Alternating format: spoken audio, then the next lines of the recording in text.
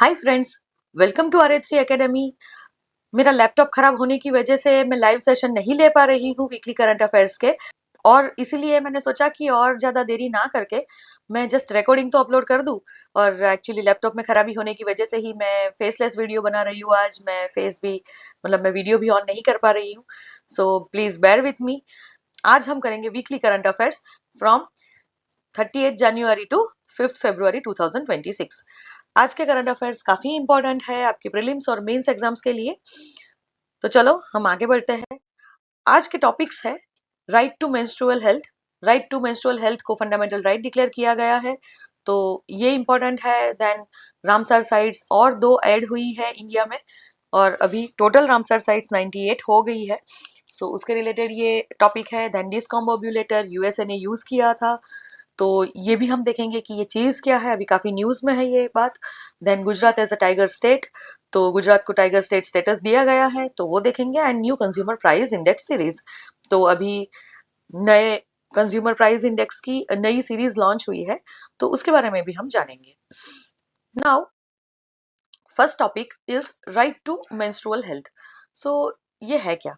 सो यह है कि 2026 में doctor Jaya Thakur versus government of India, ये केस में सुप्रीम कोर्ट ने ये रूलिंग दिया कि right to menstrual health is a fundamental right. तो राइट टू मेंस्ट्रुअल हेल्थ को एक फंडामेंटल राइट कहा गया है ये जजमेंट के हिसाब से। और ये जजमेंट से अब ये जो इश्यू है राइट टू मेंस्ट्रुअल हेल्थ का, वो एक सोशल वेलफेयर के डोमेन से हटके अभी एक कॉन्स्टिट्यूशनल ऑब्लिगेशन बन गया है कि जो बाइंडिंग है। मतलब कि अभी ऐसा नहीं है कि अगर कोई स्कूल्स या कोई भी जगह पे अगर मेंस्ट्रुअल हेल्थ की फैसिलिटीज प्रोवाइड की जाती है तो पहले उसे सोशल वेलफेयर माना जाता था, वुमेन एम्पावरमेंट के लिए किया गया मेजर माना जाता था, जो अब एक्चुअली स्टेट का एंड स्कूल्स का एक बाइंडिंग कॉन्स्टिट्यूशनल ऑब्लिगेशन बन गया है, because now it is a fundamental right. So article 21 के अंडर में actually right to menstrual health को फंडामेंटल राइट डिक्लेयर किया गया है। तो ये क्वेश्चन आ सकता है। फर्स्ट तो ये जजमेंट आपको याद रखना है कि कौन से जजमेंट के अंडर में राइट टू मेंस्ट्रुअल हेल्थ को फंडामेंटल राइट डिक्लेयर किया गया है, एंड दूसरा कि कौन से आर्टिकल के अंडर में। तो under article 21, article 21 is right to life. So right to life के अंदर ही राइट टू लाइफ में ये एक कंसेप्ट आएगा राइट टू मेंस्ट्रुअल हेल्थ, तो उसे under article 21 fundamental right declare किया गया है। दूसरा कि सुप्रीम कोर्ट ने ऐसा भी कहा है कि मेंस्ट्रुअल हेल्थ एंड हाइजीन ये एक इंटीग्रल पार्ट है राइट टू लाइफ का। ठीक है, राइट टू डिग्निटी का, right to bodily autonomy, right to equality and right to education. ये हर एक जो कंसेप्ट्स है, ये हर एक राइट्स जो है कि जो आर्टिकल्स 21, 21A एंड 14 के अंडर में आते हैं, इन सबको फुलफिल करने के लिए right to menstrual health and hygiene is an integral part. मतलब कि it is a very important part. अगर ये पार्ट मिसिंग होता है तो वुमेन या गर्ल्स की लाइफ से ये सारे जो राइट्स है वो ये सारे राइट्स गर्ल्स एंजॉय नहीं कर पाती है। सो ये देखेंगे कि किस तरह से, अभी हम ये देखते हैं कि किस तरह से right to menstrual health and hygiene ये इंटीग्रल पार्ट होगा आर्टिकल 21, 21 एंड आर्टिकल 14 के अंडर में। So article 21 which is right to life and dignity, यहाँ पे वर्ड डिग्निटी है। अगर हाइजीन फैसिलिटी, अगर ये menstrual health and hygiene facilities अगर नहीं मिलती है, उसका अगर लैकिंग रह जाता है, तो गर्ल्स के लिए वो एक स्टिग्मा एंड ह्यूमिलिएशन का कारण बनता है। अगर दाग वाग लग जाते हैं तो भी एक स्टिग्मा हो जाता है, लोग कुछ भी बोलते हैं, एक्चुअली उनको अलग कर दिया जाता है। कि काफी जगह ऐसी है कि जहाँ पे मेंस्ट्रुएटिंग गर्ल्स को स्कूल जाना अलाउड नहीं है, एक्चुअली घर से बाहर निकलना, घर के अंदर भी काफी सारी चीजें छूना मना होता है। तो यहाँ पे एक ह्यूमिलिएशन क्रिएट होता है अगर किसी को पता चल जाता है। एंड ये पता इसीलिए चलता है कि अगर ये फैसिलिटीज अवेलेबल नहीं होती है तो गर्ल्स अपने हिसाब से वो यूज कर नहीं सकती है। सो ये एक है। और दूसरा यही है कि इससे पर्सन के जो राइट है टू लिव विथ डिग्निटी ये वायलेट होते हैं। सो यही है कि राइट टू मेंस्ट्रुअल हेल्थ, इसको अभी मीनिंगफुल लाइफ के अंदर मतलब मीनिंगफुल लाइफ होने के लिए एक इंट्रिंसिक वैल्यू है, ये ऐसे कंसिडर किया जाता है। ये जस्ट एक फिजिकल सर्वाइवल की मेथड नहीं है, या ये जस्ट एक फिजिकल सर्वाइवल की मैटर अब नहीं रही है। सो इस तरह से डिग्निटी गर्ल्स एंड वुमेन की हर्ट होती है। अगर उनको menstrual health and hygiene facilities नहीं मिलती है तो so it is under article 21 कि ये फंडामेंटल राइट होना ही चाहिए था, एंड सुप्रीम कोर्ट ने उसे राइटली डिक्लेयर किया है। नाउ आर्टिकल 14 में सब्सटेंटिव इक्वालिटी का कंसेप्ट सुप्रीम कोर्ट लेके आए। तो यहाँ पे ऐसे था कि पहले फॉर्मल इक्वालिटी का कंसेप्ट फॉलो किया जाता था। फॉर्मल इक्वालिटी का मतलब यही है कि हर एक पर्सन को सेम ट्रीट किया जाए, कि एक जैसा ट्रीट किया जाए, एक इक्वल लेवल पे ट्रीट किया जाए, उसे फॉर्मल इक्वालिटी कहते हैं। और ये फॉर्मल इक्वालिटी ये केस में इनसफिशिएंट है, ये सफिशिएंट नहीं है। यहाँ पे सब्सटेंटिव इक्वालिटी होनी चाहिए, बिकॉज गर्ल्स के लिए एक बायोलॉजिकल डिसएडवांटेज है, विमेन के लिए ये एक बायोलॉजिकल डिसएडवांटेज है कि जिससे वो मेन के साथ इक्वल फुटिंग नहीं रख पाती है। जैसे कि जब मेंस्ट्रुएटिंग गर्ल्स है, अगर वो स्कूल नहीं जा पाती है तो क्या होगा कि उनका मतलब उनको भी स्कूल जाने का इक्वल अधिकार है, ये अधिकार उनसे छीन लिया जाता है। सो वो उनसे अपॉर्चुनिटी छीन जाती है, क्योंकि उनको पढ़ाई की अपॉर्चुनिटी नहीं मिल रही है। हर महीने 4-4 दिन अगर वो छुट्टी ले रही है, 4 दिन तक अगर वो नहीं जा पा रही है स्कूल, देन उनको वो इक्वल फुटिंग नहीं मिलता है कि जो लड़कों को मिलेगा। लड़कों को ऐसा कोई इश्यू नहीं होता है, वो हर रोज स्कूल जा पाएंगे, लेकिन लड़कियां नहीं जा पाएगी। अगर कोई वर्क प्लेस पे भी अगर मेंस्ट्रुअल हेल्थ फैसिलिटीज नहीं अवेलेबल है तो विमेन वहां पे भी नहीं जा पाती है। And actually menstrual health facility का मतलब सिर्फ पैड्स अवेलेबल होना नहीं है, यहाँ पे टॉयलेट्स भी काफी स्कूल्स में अवेलेबल नहीं होते हैं, एंड विमेन को उस वक्त एक्चुअली ये फैसिलिटीज की जरूरत होती है। ये चीज है। नाउ अंडर आर्टिकल 21 है कि जो है राइट टू एजुकेशन, ये आर्टिकल भी किस तरह से इफेक्ट होता है। अगर मेंस्ट्रुअल पॉवर्टी है, मेंस्ट्रुअल पॉवर्टी का मतलब है कि पैड्स अवेलेबल नहीं होना, सैनिटरी पैड्स अवेलेबल नहीं होना, लड़कियों को अगर कपड़ा यूज करना पड़ रहा है, अगर टॉयलेट्स स्कूल्स में अवेलेबल नहीं होना, टॉयलेट फैसिलिटी नहीं होना, टॉयलेट के डोर्स ना होना, देन अगर स्कूल्स के अंदर अगर वाटर अवेलेबल नहीं होना, तो ये सारी चीजों को मेंस्ट्रुअल पॉवर्टी कहा जाता है। और उसकी वजह से ड्रॉप आउट रेट्स हाई हो जाते हैं, एंड वो भी गर्ल्स में देखे जाते हैं। इवन अगर आप रिपोर्ट्स देखेंगे, एजुकेशनल रिपोर्ट्स जो इंडिया में पब्लिश होते हैं, एसर रिपोर्ट्स और ये सारे, तो आप देखोगे कि जैसे ही प्यूबर्टी आती है, वैसे ही मतलब प्यूबर्टी की एज में गर्ल्स का ड्रॉप आउट रेट हाई हो जाता है। बिकॉज यही है कि अगर गांव की स्कूल है और वहां पे अगर टॉयलेट फैसिलिटी नहीं है तो गर्ल्स नहीं जा पाती है, स्कूल नहीं जा पाएगी, और उसके लिए तो ड्रॉप आउट रेट हाई हो जाता है, and this is called menstrual poverty. Menstrual poverty की वजह से ये चीज होती है कि गर्ल्स अपना एजुकेशन कंप्लीट नहीं कर पाती है after getting that periods. Then दूसरा यही है कि कोर्ट्स ने ये फ्री एजुकेशन का जो कंसेप्ट है, राइट टू एजुकेशन के अंडर में जो फ्री एजुकेशन का है, ये इसको रीडिफाइन किया है कि जिसके अंदर इवन सैनिटरी पैड्स, टॉयलेट्स, ऐसी मटेरियल कंडीशंस भी इंक्लूड होनी चाहिए। कि जब भी फ्री एजुकेशन की बात करें तो जस्ट वहां पे बच्चे आए एंड टीचर्स पढ़ाए, उनसे ट्यूशन फीस वेव की जाए, जस्ट ऐसा नहीं है। यहाँ पे ऐसा है कि गर्ल्स के लिए ये मटेरियल कंडीशंस जो है ये भी अवेलेबल करवानी चाहिए, कि जिससे वो स्कूल अटेंड करना उनके लिए पॉसिबल हो पाए। फ्री एजुकेशन के कंसेप्ट में ये एक और चीज ऐड कर दी कि गर्ल्स के लिए अगर ये सारी चीजें ऐड हो जाए, इस तरह से right to education article 21A भी इफेक्ट होता है अगर गर्ल्स को मेंस्ट्रुअल फैसिलिटीज नहीं मिलती है। Now bodily autonomy and privacy को भी वो वायलेट करता था, बिकॉज अगर सेफ मेंस्ट्रुअल मैनेजमेंट अगर नहीं मिल रहा है तो फिर वुमेन जो है वो अपनी ओन बॉडी को कंट्रोल नहीं कर सकती है, एंड इवन प्राइवेसी भी मेंटेन नहीं होती है यहाँ पे। बिकॉज अगर स्कूल्स में डोर्स अगर स्कूल में टॉयलेट नहीं है या डोर्स नहीं है, डोर्स के लॉक्स अगर नहीं है, तो फिर वो प्राइवेटली अपना काम नहीं कर सकती है। अगर उनको पेड चेंज करना पड़ा तो वहां पे वो प्राइवेट फील नहीं करेगी, एंड उसकी वजह से भी वो नहीं जा पाएगी। This is about bodily autonomy and privacy also. इस तरह से ये तीनों आर्टिकल्स जो है वो ये राइट के अंडर में आएंगे, मतलब तीनों आर्टिकल को फुलफिल करेगा ये right to menstrual health. Now हम देखते हैं कि ये जो जजमेंट था, ये जजमेंट में क्या क्या डायरेक्टिव्स दिए गए हैं कि क्या क्या कहा गया है, क्या करना है। सो देर आर मैंडेटरी प्रोविजंस कि हर एक स्कूल, वो गवर्नमेंट स्कूल हो या प्राइवेट स्कूल हो, उनको फ्री में बायोडिग्रेडेबल सैनिटरी नैपकिन प्रोवाइड करने पड़ेंगे of the classes 6 to 12।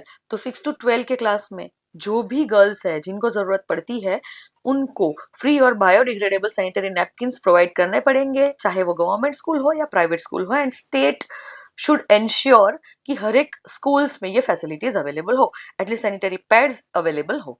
Now infrastructure requirements भी यहाँ पे दिए गए हैं कि स्कूल के अंदर actually functional gender segregated toilet होना चाहिए और उसके अंदर वाटर सप्लाई भी कंसिस्टेंस होना चाहिए एंड सोप भी अवेलेबल होना चाहिए कि जिससे वो हाथ धो पाए अगर पैड चेंज करना पड़ रहा है तो। सो एक तो कि टॉयलेट होने चाहिए, एंड ऐसा नहीं कि गर्ल्स एंड बॉयज के लिए एक ही टॉयलेट हो, जेंडर सेग्रीगेटेड टॉयलेट होने चाहिए हर एक स्कूल के अंदर।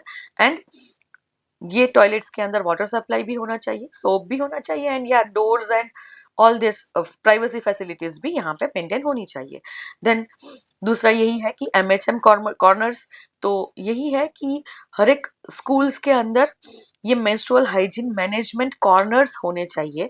ये कॉर्नर्स के अंदर इमरजेंसी सप्लाईज होनी चाहिए, जैसे कि पैड, सैनिटरी नैपकिन्स तो होने ही चाहिए, लेकिन उसके साथ spare uniforms and disposable bags भी होनी चाहिए कि जिससे अगर कभी अचानक से पीरियड्स हो जाए या जो भी नई लड़कियां होती, मतलब जिनका प्यूबर्टी जस्ट स्टार्ट हुआ और अगर वो स्कूल में स्टार्ट हो जाता है तो यूनिफॉर्म पे अगर दाग लग जाते हैं तो उनके लिए स्पेयर यूनिफॉर्म्स भी होने चाहिए। और ये तो कभी भी हो सकता है कि अगर इरेगुलर पीरियड्स है गर्ल्स के तो वो आ सकते हैं कोई भी टाइम पे। सो उसके लिए स्पेयर यूनिफॉर्म्स होने चाहिए एंड डिस्पोजेबल बैग्स तो होनी ही चाहिए कि जिससे लड़कियां सैनिटरी नैपकिन्स को प्रॉपरली डिस्पोज ऑफ कर पाए। सो ये मेंस्ट्रुअल हाइजीन मैनेजमेंट कॉर्नर्स भी हर एक स्कूल में होने चाहिए। देन दूसरा है कि कोई भी फाइनेंशियल एक्सक्यूज यहाँ पे स्कूल्स या तो स्टेट नहीं दे सकता है, बिकॉज काफी बार ऐसे होता है कि ये बेसिक फैसिलिटीज है, तो ये बेसिक फैसिलिटीज को नकारने के लिए स्टेट, कोई भी स्टेट्स में ऐसा बोल सकते हैं कि फंड्स अवेलेबल नहीं है। सो लैक ऑफ फंड्स ये कोई रीजन नहीं होना चाहिए, बिकॉज ज्यादातर कभी भी अगर फ्री फैसिलिटी प्रोवाइड करनी होती है तो फंड्स के बहाने दिए जाते हैं by states and by authorities. So ये चीज नहीं होनी चाहिए। इसका मतलब यही है कि प्रॉपरली जब भी बजट एलोकेशन होता है तो ये चीज के लिए एजुकेशन डिपार्टमेंट को हर एक स्कूल में फंड्स अवेलेबल करवाने चाहिए, एटलीस्ट गवर्नमेंट स्कूल्स में। सो ये चीज है। नाउ ये रिकॉग्निशन जो मिला है राइट टू मेंस्ट्रुअल हेल्थ को, फंडामेंटल राइट का, उसका महत्व क्या है, उसका सिग्निफिकेंस क्या है? तो ये एक स्ट्रक्चरल एक्सक्लूजन को एंड करेगा। किस तरह से? अगर फैसिलिटीज प्रोवाइड कर रही है तो एक जो बायोलॉजिकल बैरियर क्रिएट होता है, ठीक है, कि जिसकी वजह से गर्ल्स वो पब्लिक स्फीयर से और एजुकेशन सिस्टम से निकल जाती है, उनको बाहर निकाल दिया जाता है। सो यही होता था ना एक्चुअली, कि अगर टॉयलेट्स अवेलेबल नहीं है, अगर पैड्स अवेलेबल नहीं है, तो उससे क्या हो रहा है कि एक स्ट्रक्चरल एक्सक्लूजन है ये, कि जब भी गर्ल्स का मेंस्ट्रुएशन स्टार्ट हो जाता है तो बस वो स्कूल अब नहीं जा सकती है। मम्मी पापा मना ही कर देते थे, तू जाएगी तो क्या होगा, पैड कैसे चेंज करेगी, ये सारे बहाने होते हैं। तुम जाओगे तो सबको पता चल जाएगा कि तुम्हारा अगर दाग लग गया तो सबको पता चल जाएगा कि तुम पीरियड्स में हो, and then they will socially boycott us कि आप पीरियड में होने वाली लड़की को भेज दिया तो हमारा धर्म भ्रष्ट हो गया, एंड ऑल दैट थिंग्स।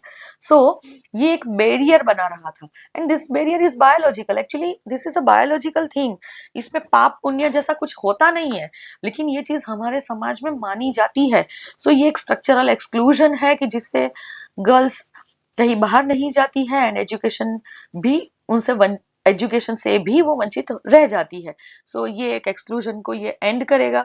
दूसरा है कि हेल्थ आउटकम्स अच्छे आएंगे। यहाँ पे ये भी है कि पीरियड पॉवर्टी की वजह से, मतलब कि अगर आपके पास सैनिटरी नैपकिन्स नहीं है, आप अगर कपड़े यूज कर रहे हो, ठीक है, तो वो अनहाइजेनिक होते हैं। इसमें रिप्रोडक्टिव ट्रैक इन्फेक्शंस, ठीक है, vaginal infection and urinary track infection होने के चांसेस काफी बढ़ जाते हैं, cervical cancers and all that, जो भी प्रॉब्लम्स आते हैं रिप्रोडक्टिव ट्रैक इन्फेक्शंस के, ये सारे जो प्रॉब्लम है ये रिस्क बढ़ा देता है। सो यहाँ पे जब लड़कियों को पैड्स स्कूल से अवेलेबल होंगे, उनके पास ये अगर फैसिलिटीज आती है, देन हेल्थ आउटकम भी अच्छे होंगे, क्योंकि उनको रिप्रोडक्टिव ट्रैक इन्फेक्शंस नहीं होंगे एंड उनकी रिप्रोडक्टिव हेल्थ भी अच्छी रहेगी, एज वेल एज अगर रिप्रोडक्टिव हेल्थ अच्छी है देन ओवरऑल हेल्थ भी उनकी अच्छी रहेगी। Now next is biological citizenship. Actually यहाँ पे ये एक बहुत अच्छा कंसेप्ट दिया गया है बायोलॉजिकल सिटीजनशिप का। इसका मतलब ये है कि वुमेन जो है उनको ये नेचुरल प्रोसेस है मेंस्ट्रुएटिंग की, menstruation is a natural process for women, और उनकी वजह से उनको जो डिसएडवांटेजेस होते हैं, वो एजुकेशन कंप्लीट नहीं कर पाती है, या चलो पूरा ड्रॉप आउट ना हो, फिर भी उनका वो 3-4 दिन का जो एजुकेशन मिस आउट हो जाता है, तो उससे obviously they will be at the disadvantage. और इसे एक्चुअली बायोलॉजिकल टैक्स भी कहेंगे कि just because they are women, they are females, उनको ये सफर करना है। तो ये जो सफरिंग है उसे हम बायोलॉजिकल टैक्स कह सकते हैं ना, because of their biology, because of their biological processes उनके साथ ये चीजें हो रही है। वो एक्सक्लूड हो रहे हैं पब्लिक स्फीयर से, वो एक्सक्लूड हो रहे हैं एजुकेशन सिस्टम से। तो ये चीज को भी न्यूट्रलाइज किया जाएगा, एंड ये एक बायोलॉजिकल सिटीजनशिप का कंसेप्ट है कि जिससे ये जो स्टेट है उनको रिस्पॉन्सिबल ठहराया जाएगा कि अगर ऐसा होता है कि कोई लड़की को इस चीज की वजह से निकाल दिया जाए, मतलब कि एक्चुअली क्या होगा, सिटीजनशिप के जो राइट्स है, right to equality, right to education, right to live with dignity, ये चीज, ठीक है, ये सिटीजनशिप के जो राइट्स है ये बायोलॉजी की वजह से नुकसान में पड़ रहे हैं। सो यहाँ पे यही है कि स्टेट विल बी रिस्पॉन्सिबल कि लड़कियों के ऊपर ये बायोलॉजिकल टैक्स ना लगे एंड ये बायोलॉजिकल सिटीजनशिप वाली चीज ना आए, every citizen will be equal. Now problem तो यही है कि इम्प्लीमेंटेशन, ठीक है, इम्प्लीमेंटेशन में चैलेंजेस है।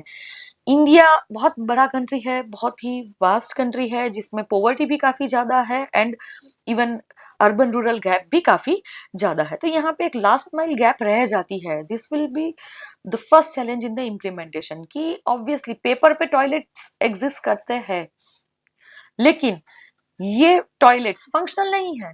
काफी में वाटर कनेक्टिविटी नहीं है, काफी टॉयलेट्स है जिसमें वर्किंग लॉक्स नहीं है, प्राइवेसी नहीं है, उनकी डोर्स नहीं है, और उसकी वजह से वो अनयूजेबल है।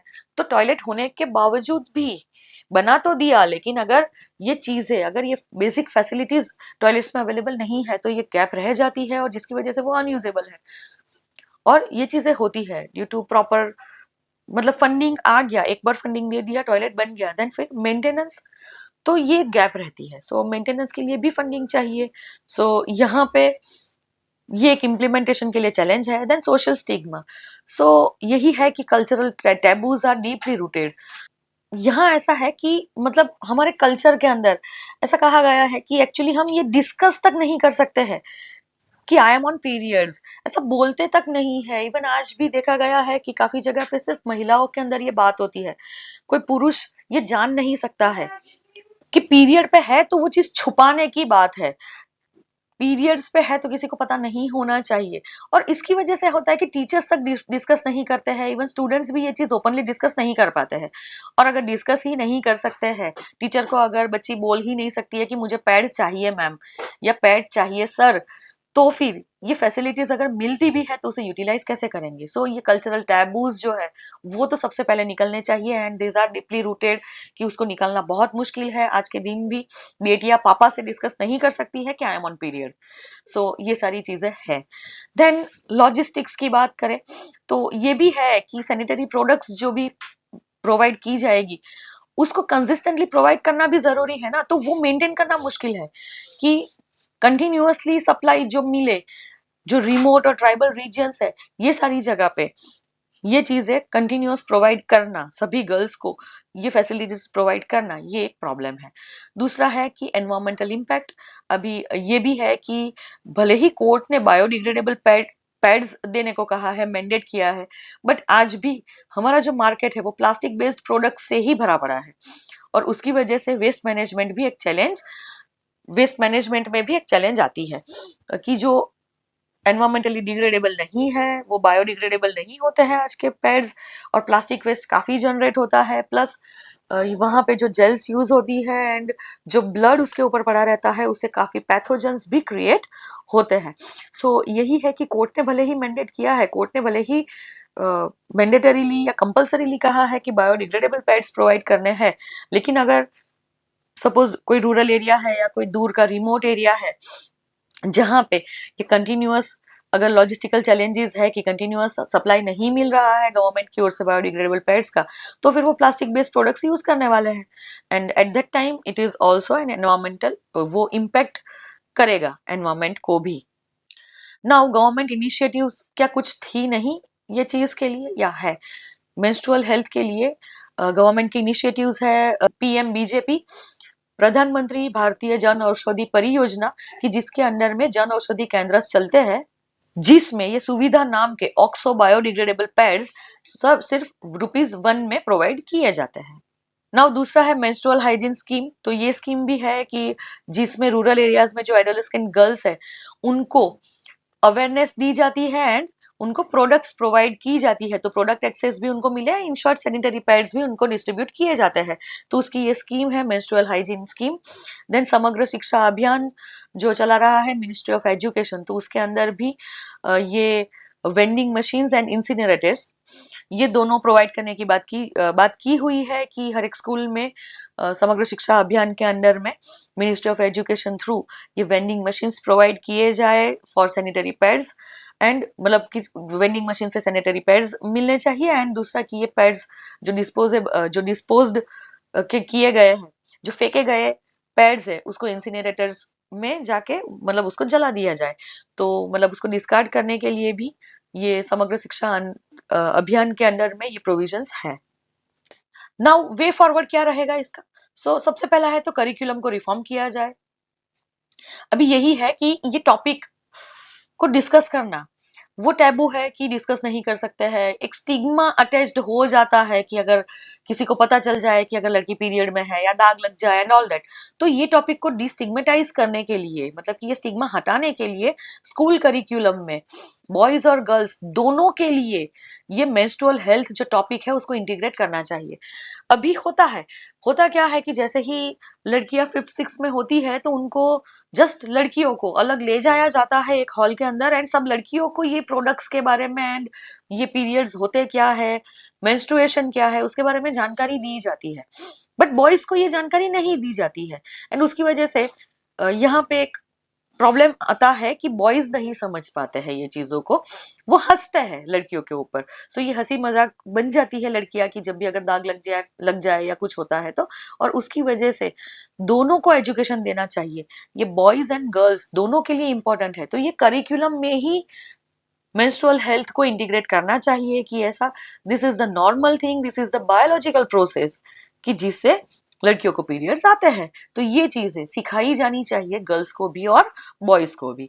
दूसरा है कि टीचर्स को सेंसिटाइज करना चाहिए, यहाँ पे मेल और फीमेल स्टाफ दोनों जो है वो सपोर्टिव होने चाहिए एक्चुअली, क्योंकि क्या होता है कि हैरेसमेंट अगर होता है किसी लड़की को पीरियड्स की वजह से तो वो जो हैरेसमेंट है उसकी वजह से मेल एंड फीमेल स्टाफ दोनों सपोर्टिव होने चाहिए। लड़कियां बेझिझक जाके कोई सर है कोई मेल स्टाफ है उसको भी जाके बोलनी चाहिए कि आई वांट पैड्स, ठीक है, तो ये चीजें हैं। यहाँ पे एक सेंसिटाइजेशन होना चाहिए और जो टैबूज होते हैं वो रिमूव होने चाहिए एंड कम्युनिटी एंगेजमेंट यहाँ पे बहुत नेसेसरी है। यहाँ पे हम कर सकते हैं कि सेल्फ हेल्प ग्रुप्स को हम इन्वॉल्व कर सकते हैं एक चीज के लिए कि low cost eco friendly pads local level पे जिससे मैन्युफैक्चर हो पाए, कि ऐसा ना हो कि हर एक डिस्ट्रिक्ट हेडक्वार्टर से हर एक गांव में पहुंचाए जा रहे हैं पैड्स। तो उसके लिए क्या हो सकता है कि विलेज लेवल पे ही ये सेल्फ हेल्प ग्रुप्स जो बनते हैं उनको सिखाया जाए पैड मैन्युफैक्चरिंग एंड इसकी वजह से eco friendly and lowest pads वो मैन्युफैक्चर कर सकते हैं। और आंगनवाड़ी वर्कर्स उनको भी कहा जा सकता है कि वो जब घर घर जाती है तो ये जो वर्कर्स है वो जाके गर्ल्स को समझाए, उनके पेरेंट्स को समझाए कि this is a biological process, इसमें कोई इश्यू नहीं है, उनको समझाए कि कपड़ा यूज नहीं करना चाहिए, उसकी जगह पे पैड्स यूज करने चाहिए एंड ये सारी चीजें उनको एजुकेट करना चाहिए। So this is the way forward and this is all about right to menstrual health. किसी को कोई डाउट है तो आप मुझे कमेंट करके पूछ सकते हो, और यहाँ से काफी सारे क्वेश्चन आ सकते हैं, जैसे कि कौन से जजमेंट, मतलब कि कौन सा जजमेंट था कि जिसने राइट टू मेंस्ट्रुअल हेल्थ को फंडामेंटल राइट डिक्लेयर किया है, कौन से आर्टिकल के अंदर डिक्लेयर किया है, एंड अगर ये राइट इंप्लीमेंट हो रहा है तो ये राइट के अंडर में कौन से दूसरे आर्टिकल्स है जो भी फुलफिल होंगे। तो ये भी है आर्टिकल 14, आर्टिकल 21, आर्टिकल 21A, ये 3 आर्टिकल है कि जो ये राइट टू मेंस्ट्रुअल हेल्थ को कवर करता है। Next topic is new addition in Ramsar sites. तो इंडिया में 2 नई रामसार साइट ऐड हुई है, और ये अनाउंसमेंट यूनियन एनवायरमेंट मिनिस्टर ने की है कि 2 नई वेटलैंड्स को रामसार साइट में ऐड किया गया है। तो ये 2 वेटलैंड्स कौन सी है कि जो रामसार साइट्स में ऐड हुई है, which are Patna bird sanctuary की जो उत्तर प्रदेश में है, और दूसरी है छारीडंड वेटलैंड रिजर्व की जो गुजरात में है। तो इसको इंडिया के रामसार लिस्ट में ऐड किया गया है, एंड ये वर्ल्ड वेटलैंड्स डे 2026 को जब आने वाला था उससे पहले ही ये लिस्ट मॉडिफाई किया गया है। नाउ पहले तो हम देख लेते हैं कि वर्ल्ड वेटलैंड्स डे वो कब ऑब्जर्व होता है। तो वो हर साल 2 फरवरी को ऑब्जर्व किया जाता है वर्ल्ड वेटलैंड डे, बिकॉज इसी दिन को 1971 में ये रामसार कन्वेंशन ऑन वेटलैंड्स ये साइन किया गया था। तो उसको याद रखने के लिए, उसको रिमेम्बर करने के लिए, और वेटलैंड्स का जो इकोलॉजिकल इंपॉर्टेंस है उसको हाईलाइट करने के लिए ये वर्ल्ड वेटलैंड्स डे सेलिब्रेट किया जाता है एवरी 2 फरवरी। अब ये कहाँ, रामसार कन्वेंशन ऑन वेटलैंड्स कौन सी जगह पे साइन किया गया था? तो it was signed in Ramsar, Iran. तो कन्वेंशन ऑन वेटलैंड्स ना कह के ये रामसार, ईरान के रामसार जो प्लेस है, ये प्लेस, ये सिटी के नाम से ही इसे रामसार कन्वेंशन भी कहा जाता है। बट याद रखना है कि रामसार कन्वेंशन वो वेटलैंड्स के लिए है। And what are wetlands? तो वेटलैंड्स मतलब कि ऐसी कोई भी जगह, ऐसा कोई भी लैंड पार्ट की जो साल में, पूरा साल या कुछ महीने 80% से ज्यादा वाटर से सेचुरेटेड रहता हो। जैसे कि ये जगह देखिए, ये एक मार्श लैंड, एक पीट लैंड है, ठीक है, एक दलदल टाइप की जगह है कि जहां पे ये पूरा साल इस तरह से इसे गीला गीला रहता है, मतलब ये जमीन जो है वो दलदल जैसी रहती है। सो ये मार्श लैंड्स है, उसे भी वेटलैंड कहेंगे। फिर ये एक लेक जैसा एरिया है, ठीक है, तो यहाँ पे एक लेक है। तो ये जो लेक है, इसके अराउंड में, इसके सराउंड में जो जमीन है, ये जमीन भी लेक के पानी की वजह से वो वाटर सेचुरेटेड रहेगी। तो ऐसे जो एरियाज है इसे वेटलैंड्स कहा जाता है। मैंग्रोव्स वो वेटलैंड्स में आते हैं। कोई भी लेक हो उसके सराउंडिंग जो रीजियंस है, इंक्लूडिंग दैट पॉन्ड या लेक, वो भी वेटलैंड में आते हैं। इंडिया के तराई रीजियंस की जहां पे ज्यादातर दलदलीय कंडीशन होती है, जहां पे ज्यादातर मार्शी कंडीशंस होती है, तो वो भी वेटलैंड है। ऐसे बॉग्स और ऐसे पिट्स जो होते हैं कि जहां पे ऐसे जस्ट ऑर्गेनिक वेस्ट ऊपर तैरता रहता है पानी के ऊपर, तो ये सारी जगह ये वेटलैंड्स है। सो वर्ल्ड वेटलैंड्स डे 2 फरवरी को सेलिब्रेट किया जाता है, और उसको आने से पहले ही यूनियन एनवायरमेंट मिनिस्टर ने इंडिया के रामसार लिस्ट में 2 नई वेटलैंड्स का एडिशन हुआ है ये डिक्लेयर किया है। एक है उत्तर प्रदेश की पटना बर्ड सेंचुरी, एंड दूसरी है गुजरात की छारीदंड वेटलैंड। अब ये रामसर साइट क्या है? तो ये एक इंटरनेशनल इंपॉर्टेंस की वेटलैंड है, ठीक है, कि ये रामसर कन्वेंशन के अंडर डेजिग्नेट होती है। यहाँ पे एक एनेक्सचर मेंटेन किया जाता है, जिसके अंदर एक, मतलब एक लिस्ट मेंटेन किया जाता है। सो ये ग्लोबल ट्रीटी है, ठीक है। तो ये कंजर्वेशन और वेटलैंड, सस्टेनेबल यूज वेटलैंड्स का हो, उसको इंश्योर करने के लिए ये एक ट्रीटी बनाई गई थी। इंडिया 1982 में इसका कॉन्ट्रैक्टिंग पार्टी बना था, मतलब कि इंडिया ने साइन एंड रेटिफाई इसको 1982 में किया है। इंडिया में आज के दिन में 98 रामसर साइट्स है। जो 2 नई ऐड हुई है वो कहाँ पे है?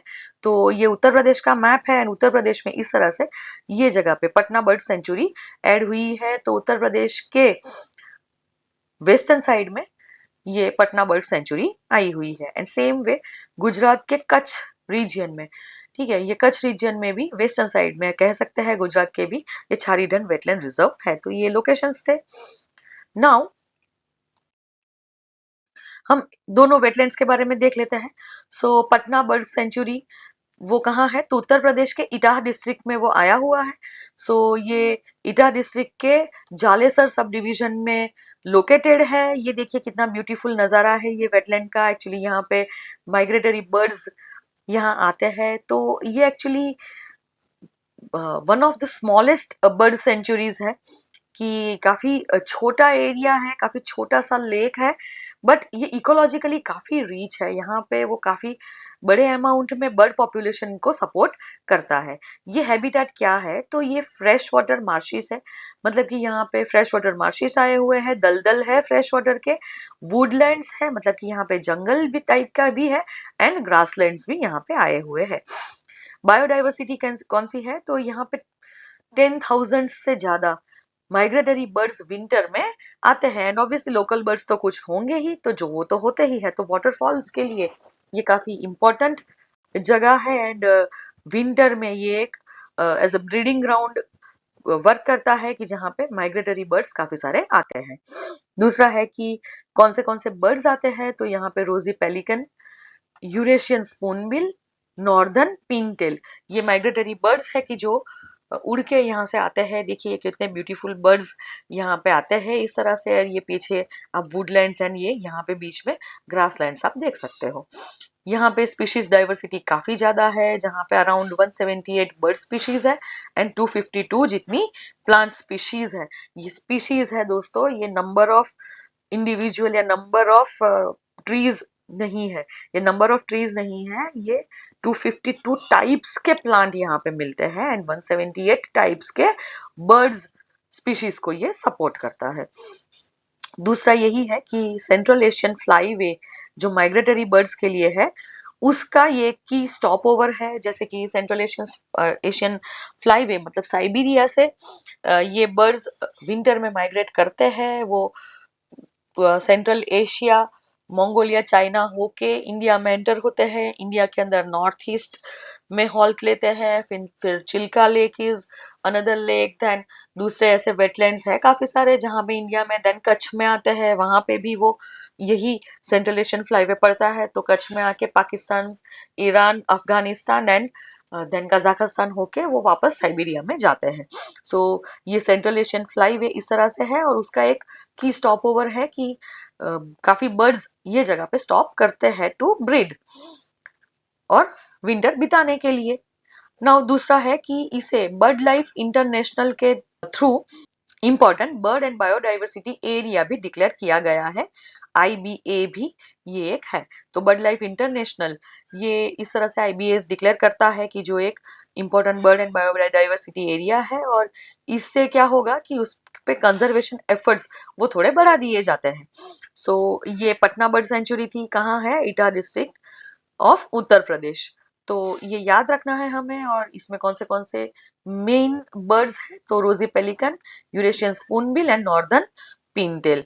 तो ये चीज याद रखनी है हमें। Then next sanctuary is Chharidhand wetland, Kutch district में आई हुई है गुजरात के। तो कच्छ में जो बन्नी ग्रासलैंड्स है वो और सॉल्ट फ्लैट्स जो है इसके बीच में ये लोकेटेड है छारीदंड वेटलैंड। तो ये एक सीजनल सॉल्ट वाटर वेटलैंड है।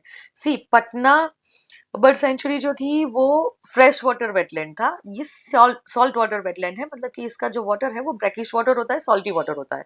सो ये एक सॉल्ट वाटर लेक जैसा बनाता है यहाँ पे। और ये सीजनल है, ये लेक सूख जाता है because Kutch is an arid region. तो ये जगह पे ड्राई रीजन होने की वजह से पूरा साल नहीं होता है, जस्ट मॉनसून के कुछ महीने and then throughout winter यहाँ पे वेटलैंड्स एग्जिस्ट करती है। तो यही चीज है कि जो एक्सपांड्स मॉनसून में करता है, बाकी ये वेटलैंड, ये लेक जो है वो सूख जाता है। तो इसकी साइज जो है वो अप्रोक्सीमेटली 80 स्क्वायर किलोमीटर जितनी है ड्यूरिंग वेट सीजन। बाकी ये कम हो जाता है, श्रिंक हो जाता है और काफी बार सूख भी जाता है। नाउ यहाँ पे हैबिटेट कैसा है, तो एक तो वेटलैंड है, देन मड फ्लड्स भी यहाँ पे आए हुए हैं कि कादर मतलब कीचड़ वाले एरियाज है, देन ग्रासलैंड्स है एंड शैलो वाटर एरियाज है, कि जहां पे आप जाओगे तो पूरा मतलब हमारा फुट जो है वही सिर्फ डूबेगा, उतना ही है। और ये वाटरफॉल के लिए आइडियल जगह है कि जहां पे वो फीड कर सकते हैं, जहां वो ब्रीड भी कर सकते हैं। नाउ ये जो छारीडन वेटलैंड है, देखिए यहाँ पे फ्लेमिंगोज भी आते हैं। सो इसका इम्पोर्टेंस क्या है, तो ये एक्चुअली विंटरिंग पॉपुलेशंस जो है वाटर बर्ड्स की और दूसरे वेटलैंड फौना जो है उसको ये सपोर्ट करता है। यहाँ दूसरा यही है कि एक अरिड रीजियन की में वेटलैंड इकोसिस्टम का एक बहुत ही रेयर एग्जांपल है। मतलब अरिड रीजन में ज्यादातर हमें वेटलैंड्स ऐसे मिलती नहीं है। No doubt it is a seasonal wetland, but फिर भी इट इज इम्पोर्टेंट। देखिए यहाँ पे हमें मड फ्लड्स दिख रहे हैं कि कीचड़ वाला जो एरिया है, और यहाँ आप देख सकते हो कि फ्लेमिंगोज के पूरे पैर यहाँ डूबे नहीं है। तो इस तरह का ये वेटलैंड है। और दूसरा यहाँ पे यही है कि डेजर्ट वेटलैंड इंटरफेस का ये एक यूनिक एग्जाम्पल है। ठीक है, और इसीलिए ये बायोडाइवर्सिटी कंजर्वेशन में भी हेल्प करता है, और या माइग्रेटरी बर्ड्स, और वो भी सेंट्रल एशियन फ्लाईवे पे ही ये भी पड़ता है, और यहाँ पे भी विंटर में काफी माइग्रेटरी बर्ड्स आते हैं। And Kutch is famous for flamingos, तो फ्लेमिंगोज यहाँ पे आते हैं। So this is all about new addition in Ramsar sites. याद रखना है टोटल रामसर साइट्स 98 हो गई एज ऑफ February 2026। दूसरा कि दोनों वेटलैंड्स कहाँ है, तो ये चीज याद रखनी है कि कहाँ पे ये दोनों वेटलैंड्स लोकेटेड है, कौन से बर्ड्स आते हैं, और इम्पोर्टेंस क्या है इसका, किस तरह का लोकेशन क्या है, हैबिटेट कैसा है इसका। Now next topic is discombobulator. So discombobulator जो है ये अभी जनवरी 2026 में ये जो वर्ड है उसका उसने ग्लोबल अटेंशन ग्रैब किया था, बिकॉज यूएस ने वेनेजुएला में एक मिलिट्री ऑपरेशन किया था जिसका नाम है ऑपरेशन एब्सोल्यूट रिजॉल्व। सो आपको यहां से ये क्वेश्चन आ सकता है कि ऑपरेशन एब्सोल्यूट रिजॉल्व वो क्या है। तो ये ऑपरेशन यूएसए की मिलिट्री ने किया था टू कैप्चर निकोलस मदुरो, की जो वेनेजुएला के प्रेसिडेंट है।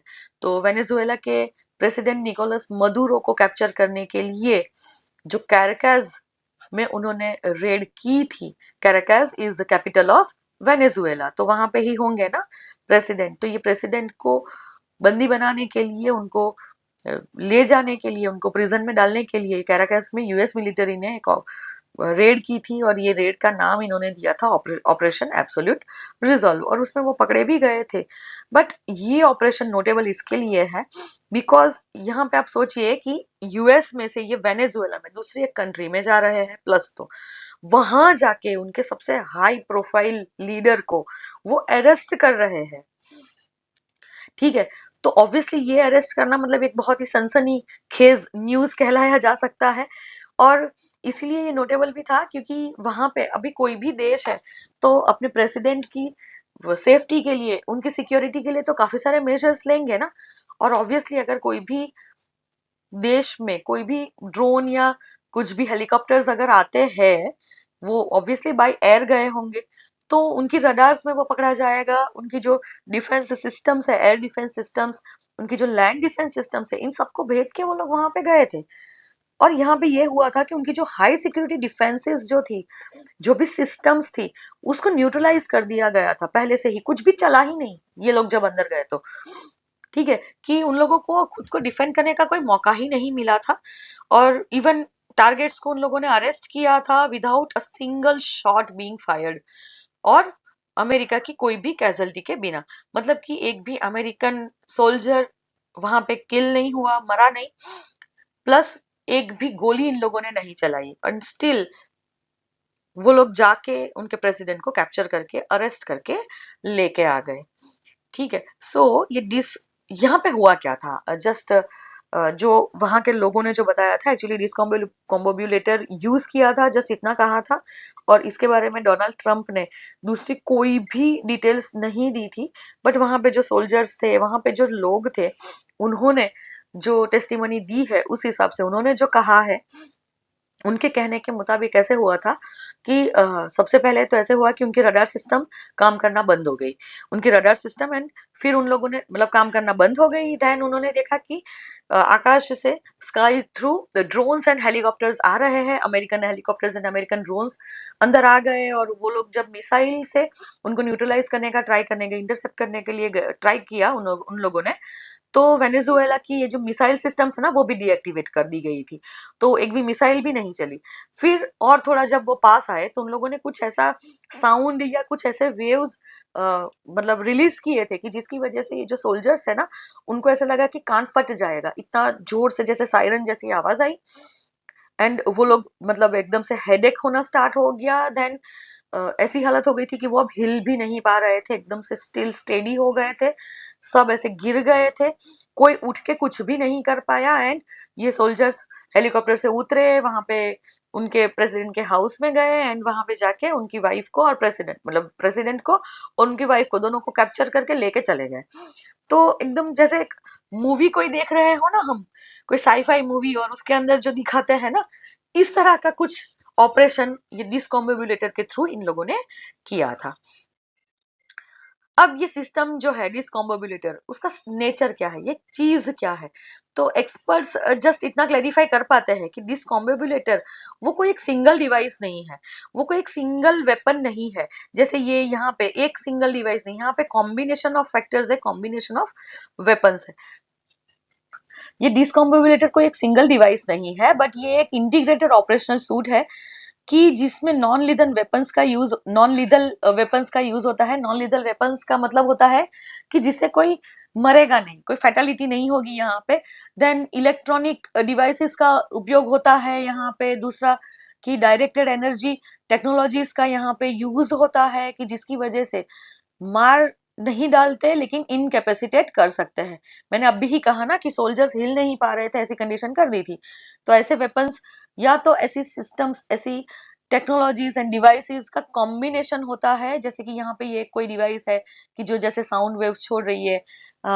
आप लोगों ने सबने ये स्ट्रेंजर थिंग्स देखा होगा। अगर देखा है तो आपको पता होगा कि ऐसी एक डिवाइस ये वहां के लोग लेके आते थे, मिलिट्री, एंड जिसकी वजह से ये जो 11 थी वो एकदम इनकेपेसिटेट हो जाती थी कि वो कुछ भी नहीं कर पाती थी। ऐसे साउंड वेव्स या सम वेव्स ऐसे छोड़े जाते थे। यहाँ पे कुछ इलेक्ट्रॉनिक वेव्स, माइक्रोवेव्स होते हैं।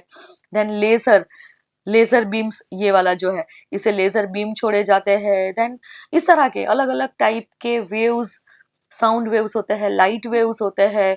Then this is a drone, तो उससे भी ऐसे लेजर बीम्स छोड़े छोड़े जा सकते हैं कि जिससे, तो ये सारे जो वेपन्स है इसको डायरेक्टेड एनर्जी वेपन्स कहते हैं, क्योंकि ये क्या होगा कि ये सारे रेज का यूज करेंगे, वेव्स का यूज करेंगे। एंड ये वेव्स जो है वो अगर डायरेक्टेड है, एक ही डायरेक्शन में जाते हैं, तो ये एज अ वेपन यूज हो सकते हैं। काफी बार ये वेव्स से जस्ट हमारा ब्रेन फंक्शनिंग हैम्पर हो जाता है, न्यूरोलॉजिकल सिस्टम जस्ट थोड़ी देर के लिए सप्रेस हो जाती है, लोग बेहोश हो सकते हैं। तो ये चीज है।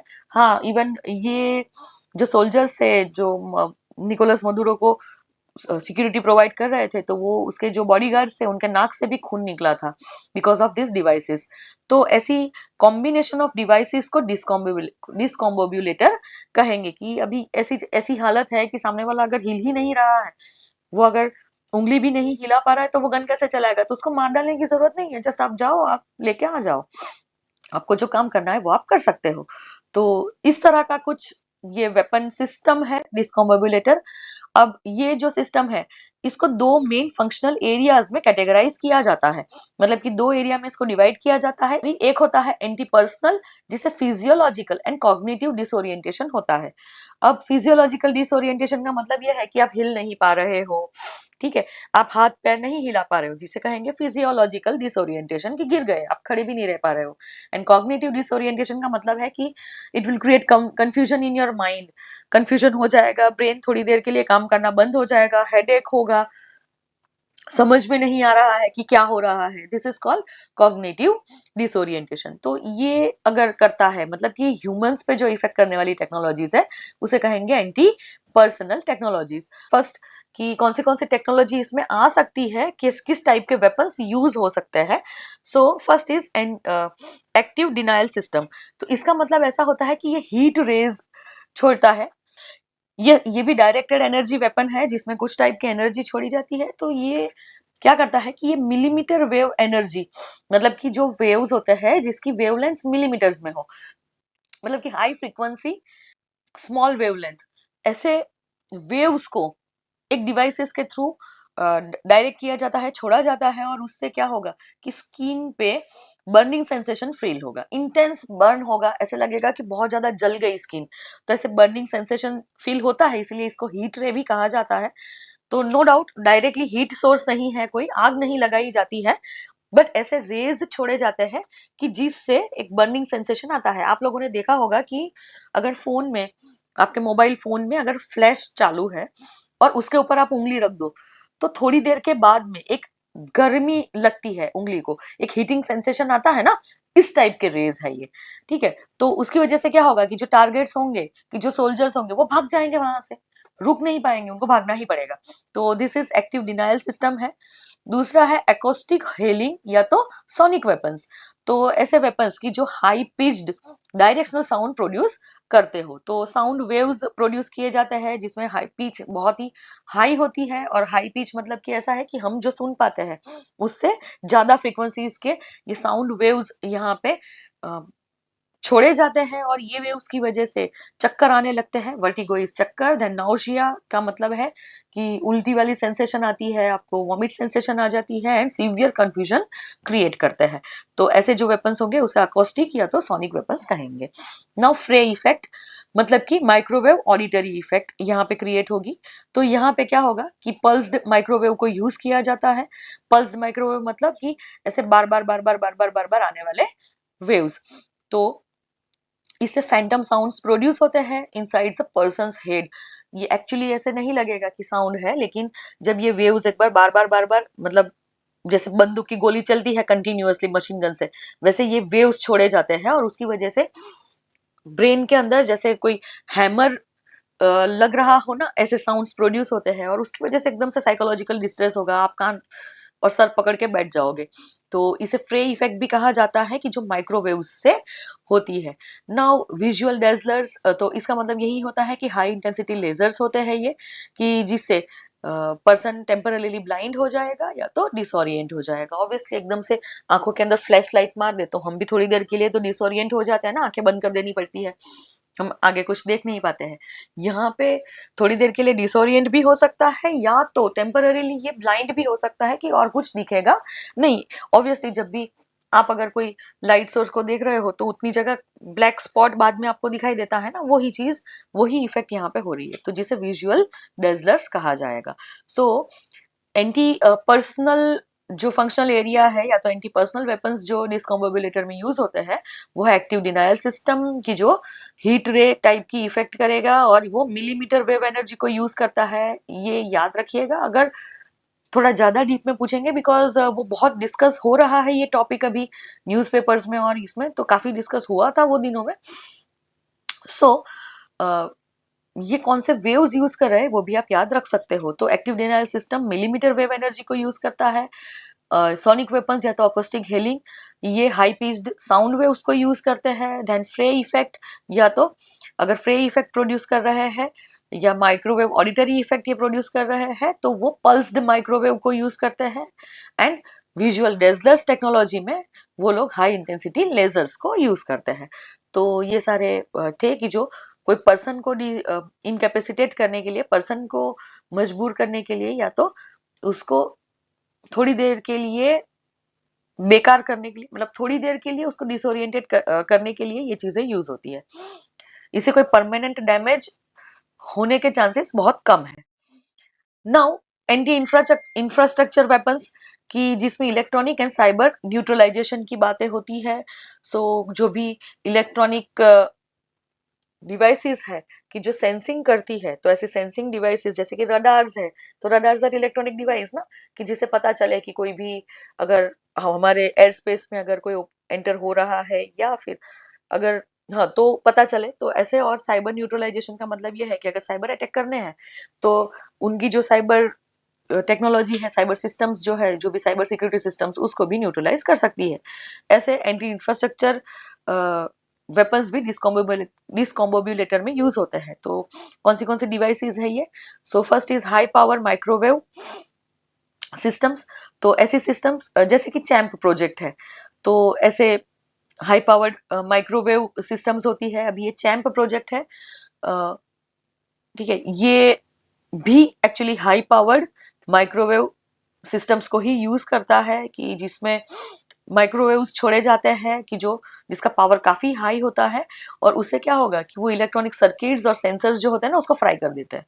मतलब कि फिजिकल डिस्ट्रक्शन नहीं होगा, मतलब बॉम्ब नहीं छोड़े जा रहे हैं।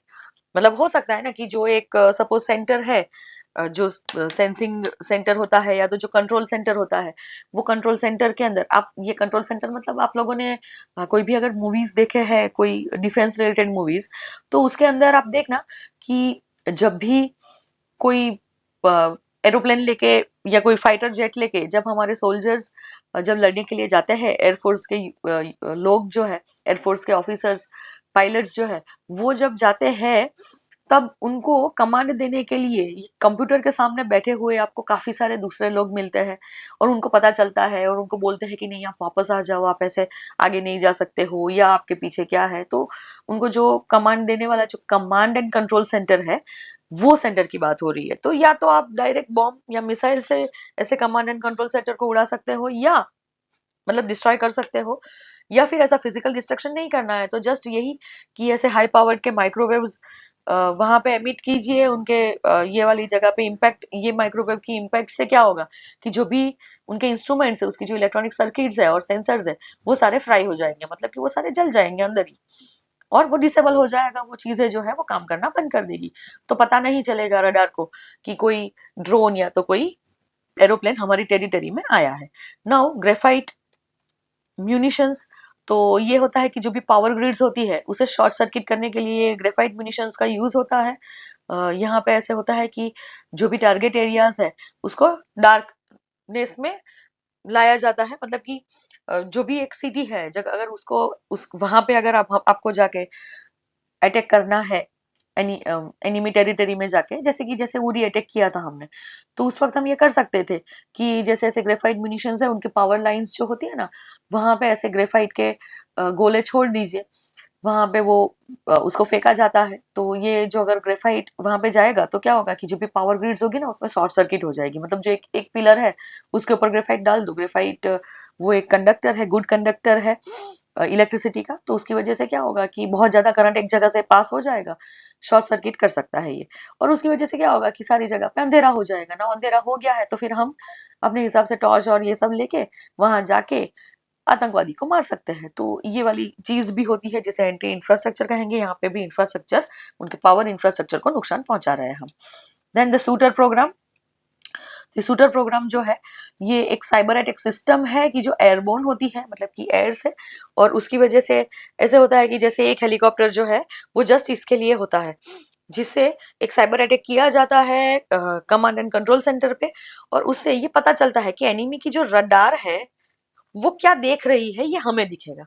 मतलब कि जैसे अगर इंडिया उरी अटैक करने के लिए वहां पे जा रही थी, तो एक हेलीकॉप्टर ऐसे भी होगा कि जो ऐसे साइबर अटैक सिस्टम को लेके जाएगा, और वहां पे वो देखेगा कि पाकिस्तान को क्या हमारे प्लेन्स दिख रहे हैं, कौन से प्लेन्स दिख रहे हैं, वो चीज हमें पता चल जाएगी। एंड देन फिर ये होगा कि अगर उनको पता चलता है कि वो हमारे हेलीकॉप्टर को उनकी मिसाइल से डिस्ट्रॉय कर सकते हैं, तो फिर हम सरफेस टू एयर मिसाइल भी उससे मतलब छोड़ सकते हैं, मतलब कि ये जो हेलीकॉप्टर है वो ही मिसाइल को लॉन्च करने का मतलब कंट्रोल भी उसके साथ होता है, मतलब कि मिसाइल को लॉन्च भी ये कर सकते हैं। सो ये हो गया एंटी इंफ्रास्ट्रक्चर, या फिर उसे डिसेबल भी कर सकते हैं एक्चुअली, कि सरफेस टू एयर मिसाइल है अभी हम हमारे उरी से, जैसे कि अभी आई अमेरिका, तो वेनेजुएला में जब वो लोग आए तो उन्होंने ये सिस्टम का यूज किया होगा, कि जिससे क्या हुआ कि उनकी वो जो पूरी सिस्टम है, कमांड एंड कंट्रोल सेंटर है, उनकी पूरी रडार पहले डिस्ट्रॉय हो गई थी हाई पावर माइक्रोवेव सिस्टम से। देन दूसरा उन्होंने क्या किया कि ये शूटर प्रोग्राम का यूज किया, कि जिससे इन लोगों ने उनकी जो मिसाइल्स का जो कंट्रोल था उसको अपने हाथों में ले लिया था। तो इसकी वजह से एक भी मिसाइल इंटरसेप्ट नहीं कर पाई थी ये हेलीकॉप्टर्स को, एंड वो लोग सेफली एनिमी टेरिटरी में एंटर हो गए थे। सो डिस्कॉम्बेबुलेटर में ये दो चीजें होती है, एक एंटी इंफ्रास्ट्रक्चर सिस्टम्स एंड एक होती है एंटी पर्सनल सिस्टम्स। नाउ इसका स्ट्रेटेजिक सिग्निफिकेंस क्या है, क्या महत्व है ऐसे सिस्टम का, तो obviously it will create a grey zone warfare. यहाँ पे क्या होगा कि अभी जो वॉरफेयर है it is dependent on kinetic weapons, मतलब कि ऐसे वेपन्स की जो यहाँ से छोड़े जाते हैं एंड एनिमी को जाके अटैक करेंगे और एक्सप्लोजन क्रिएट करके वो डिस्ट्रॉय करेंगे।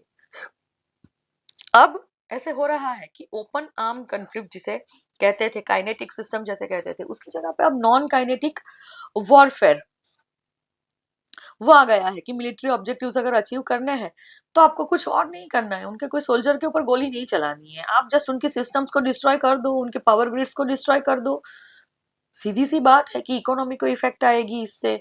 ठीक है, तो वही है कि ओपन आर्म कॉन्फ्लिक्ट की जगह पे अभी ये cyber warfare and electronic warfare ये चीजें अभी आ रही है। तो ये एक शिफ्ट दिखाता है कि जिससे ह्यूमन लाइफ नहीं जाएगी, मतलब किसी को मारना नहीं पड़ेगा आपको, बट आपका काम हो जाएगा ना। इससे सर्जिकल प्रिसीजन भी मिलती है। दूसरा मतलब ये हार्ड किल्स की जगह पे सॉफ्ट किल्स में मानता है कि यहाँ पे यही है कि एनिमी का जो इंफ्रास्ट्रक्चर है ना उसे हम डिसेबल कर रहे हैं, जस्ट डिस्ट्रॉय नहीं कर होगा। तो इंफ्रास्ट्रक्चर को पूरा उड़ा देना, एक्सप्लोजन क्रिएट करना या डिस्ट्रॉय करना, उससे जस्ट ये डिसेबल हो जाएगा और इससे क्या होगा कि पोस्ट कॉन्फ्लिक्ट रिकवरी जो है वो इजियर होगी, दोनों कंट्रीज को इससे फायदा होगा। ठीक है, एक तो खुद का भी पैसा जो ये बॉम्ब्स बनाने में और इसमें जो खर्चा हो रहा है वो नहीं होगा, और दूसरा कि जिस कंट्री के ऊपर अटैक हुआ है वो भी इजीली रिकवर कर सकता है बाद में। अगर पूरा पूरा बिल्डिंग ही डिस्ट्रॉय कर दिया है तो पूरी बिल्डिंग बनाने में, पूरे वो सिस्टम्स बनाने में टाइम लगता है, पूरे मशीन्स बनाने में, जबकि ये छोटी छोटी चीजों को रिपेयर किया जा सकता है। सो ये है, एंड यहाँ पे एक साइकोलॉजिकल एडवांटेज भी मिलता है। अब देखो कि अमेरिका ने एक जगह पे ये चीज की है तो क्या पता वो और कोई कंट्री पे भी तो कर सकता है, या एक बार वेनेजुएला में ऐसे अटैक किया है तो वो कल जाके क्यूबा में भी अटैक कर सकता है, कल जाके वो मेक्सिको में भी अटैक कर सकता है। तो यहाँ पे एक एम्बिग्यूटी होगी। एक तो कि वो लोग कब आएंगे पता ही नहीं चलेगा क्योंकि हमारी रडार्स तो कैप्चर नहीं कर सकती है उनकी मिलिट्री मूवमेंट को। दूसरा है कि वो लोग इनविजिबल रहेंगे, इनविजिबली अचानक से ही आके हमारे सामने आ धमकेंगे। समझ में आ रहा है, ये पाकिस्तान भी कर सकता है, China also can do this.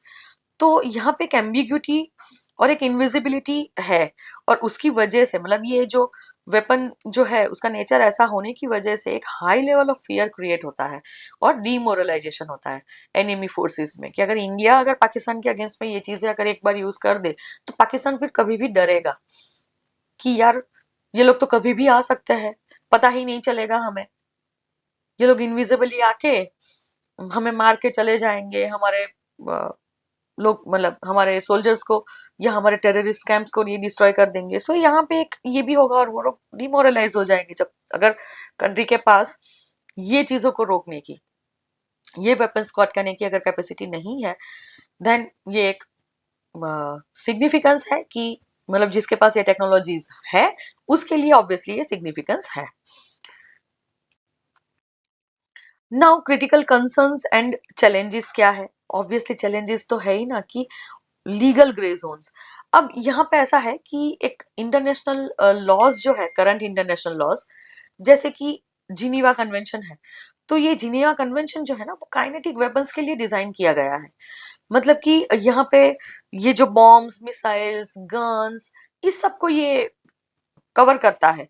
लेकिन जबकि ऐसे जो डायरेक्टेड एनर्जी वेपन्स है उसके लिए कोई क्लियर नॉर्म्स ये कन्वेंशन के अंदर या और कोई भी कन्वेंशन या कोई भी ट्रीटी के अंदर लिखे हुए नहीं है, और उसकी वजह से यही होगा कि कितना कहाँ तक इसका यूज करेंगे, प्रोपोर्शनलिटी क्या है। देखिए अभी एक जगह पे जाके उसके प्रेसिडेंट को कैप्चर करके ले आया America, now Venezuela Venezuela is on his mercy. So मतलब वो कुछ भी हो सकता है ना, तो वो कौन सी कितनी हद तक जा सकती है कंट्री जिसके पास ये चीज है। अभी चाइना है तो चाइना, उसके आसपास में तो उसके हर एक कंट्रीज के साथ कंफ्लिक्ट चल रहे हैं, तो वो तो कहीं पे भी कोई भी हद तक यूज कर सकता है ना ये वेपन का। तो ये प्रोपोर्शनलिटी वो कितनी होगी, वो कितने हद तक जाएंगे ये किसी को नहीं पता है। क्यों? क्योंकि कोई नॉर्म्स ही क्लियर नहीं है ना कि क्या करना चाहिए क्या नहीं करना चाहिए, ये पता ही नहीं है। दूसरा कि ethics, obviously it is an ethical issue कि यहाँ पे वॉर एथिक्स ब्रेक होंगे। एक तो यही है कि अगर देखिए आप, निहत्थे पे वार नहीं करना चाहिए, ये चीज हमेशा हम सुनते हैं, हमारे कोई भी युद्ध होते हैं एंशियंट हिस्ट्री के अंदर भी आप देखोगे, या कोई भी मूवीज के अंदर आपने अगर देखा होगा हिस्टोरिकल मूवीज में, तो वो बोलते हैं कि निहत्थे पे वार करना वो कायरता की निशानी है। ठीक है, कायरता इज मतलब कोई एथिकल कंसेप्ट तो है नहीं ना actually. Honour and courage is ethics, ethical values. So यहाँ पे ये भी है कि ये कुछ भी फिर कोई भी कंट्री कर सकता है। यहाँ पे एथिक्स ऐसे भी होता है कि अगर एक बार इस तरह से डरा दिया जाए तो हम तुम्हारे अगेंस्ट में ये डायरेक्टेड एनर्जी वेपन्स यूज करेंगे, तुम्हारी पावर ग्रिड्स को नुकसान कर देंगे, तुम्हारा इंफ्रास्ट्रक्चरल नुकसान करेंगे, ऐसा कह के दूसरी कंट्री को अपनी टर्म्स मनवा भी सकती है ऐसी पावरफुल कंट्रीज। सो यहाँ पे ग्रे जोन्स जो है वो लीगल हो गए हैं, मतलब कि ग्रे जोन्स आर देयर, ठीक है। मतलब legal systems are not that accurate, इसका मतलब ये हो गया। देन वॉर के लिए जो थ्रेशोल्ड है ना वो अभी कम हो गया। इसका मतलब ये है कि पहले वॉर करना तो जो कंट्री जीतेगी एंड जो कंट्री हारेगी, ये दोनों के लिए वॉर वो मुश्किल चीज है। कंट्री जीते भी तो भी काफी सारे रिसोर्सेज वॉर में लगते हैं, तो महंगा पड़ता है वॉर। इकोनॉमिकल डिसेबिलिटी कोई भी वॉर लाता है, भले ना वो कंट्री जीतेगी, क्यों क्यों नहीं। मतलब जीतने वाली कंट्री को भी इकोनॉमिक नुकसान होता है। और उसकी वजह से पहले ऐसा था कि थ्रेशोल्ड कब आता था कि नहीं बहुत ज्यादा कुछ प्रॉब्लम हो जाए तो ही कोई कंट्री वॉर पे जाएगी, बाकी वॉर्स नहीं करेंगे, they will avoid Wars. But अब क्या हो गया कि ये वेपन्स एक तो नॉन लीदल है और इनविजिबल है, प्लस खर्चा ज्यादा नहीं है, एक बार बना दो फिर उसको आप यूज कर लो। तो उसकी वजह से क्या होगा कि जिसके पास ये वेपन सिस्टम्स है उसको एक टेम्पटेशन होगा कि ये फोर्स वो बार बार यूज करे। अभी यूएसए ने एक बार ये फोर्स यूज की है, तो वो क्या पता दूसरी जो भी कंट्री होगी कि जो उसकी बात नहीं मानेगा उसके ऊपर ये फोर्स दूसरी बार वो यूज करेगा। वो क्या कहेगा कि मैंने तो उनका कोई डिस्ट्रक्शन नहीं किया, मैंने तो उनके कोई सोल्जर्स को नहीं मारा। तो इसलिए सो यही है कि पॉलिटिकली ये ट्रेडिशनल वॉरफेयर से ज्यादा मतलब महंगा नहीं पड़ता है। ट्रेडिशनल वॉरफेयर ज्यादा महंगा है क्योंकि उसमें लोग मरते हैं, तो काफी बार ऐसे होता है कि होमिसाइड के चार्जेस लगते हैं ऐसे प्रेसिडेंट्स एंड प्राइम मिनिस्टर या तो ऐसी कंट्रीज के ऊपर, तो ये सारे चार्जेस भी नहीं लगेंगे कि क्योंकि किसी को वो मार नहीं रहे, किसी को किल नहीं कर रहे हैं और महंगा भी नहीं पड़ रहा है। तो पॉलिटिकली आप आंसरेबल रहोगे कि हमने तो कुछ डिस्ट्रॉय तो नहीं किया ना वहां पे जाके। सो इसीलिए ये वॉर के लिए जो थ्रेशोल्ड है ना वो कम हो गया अब।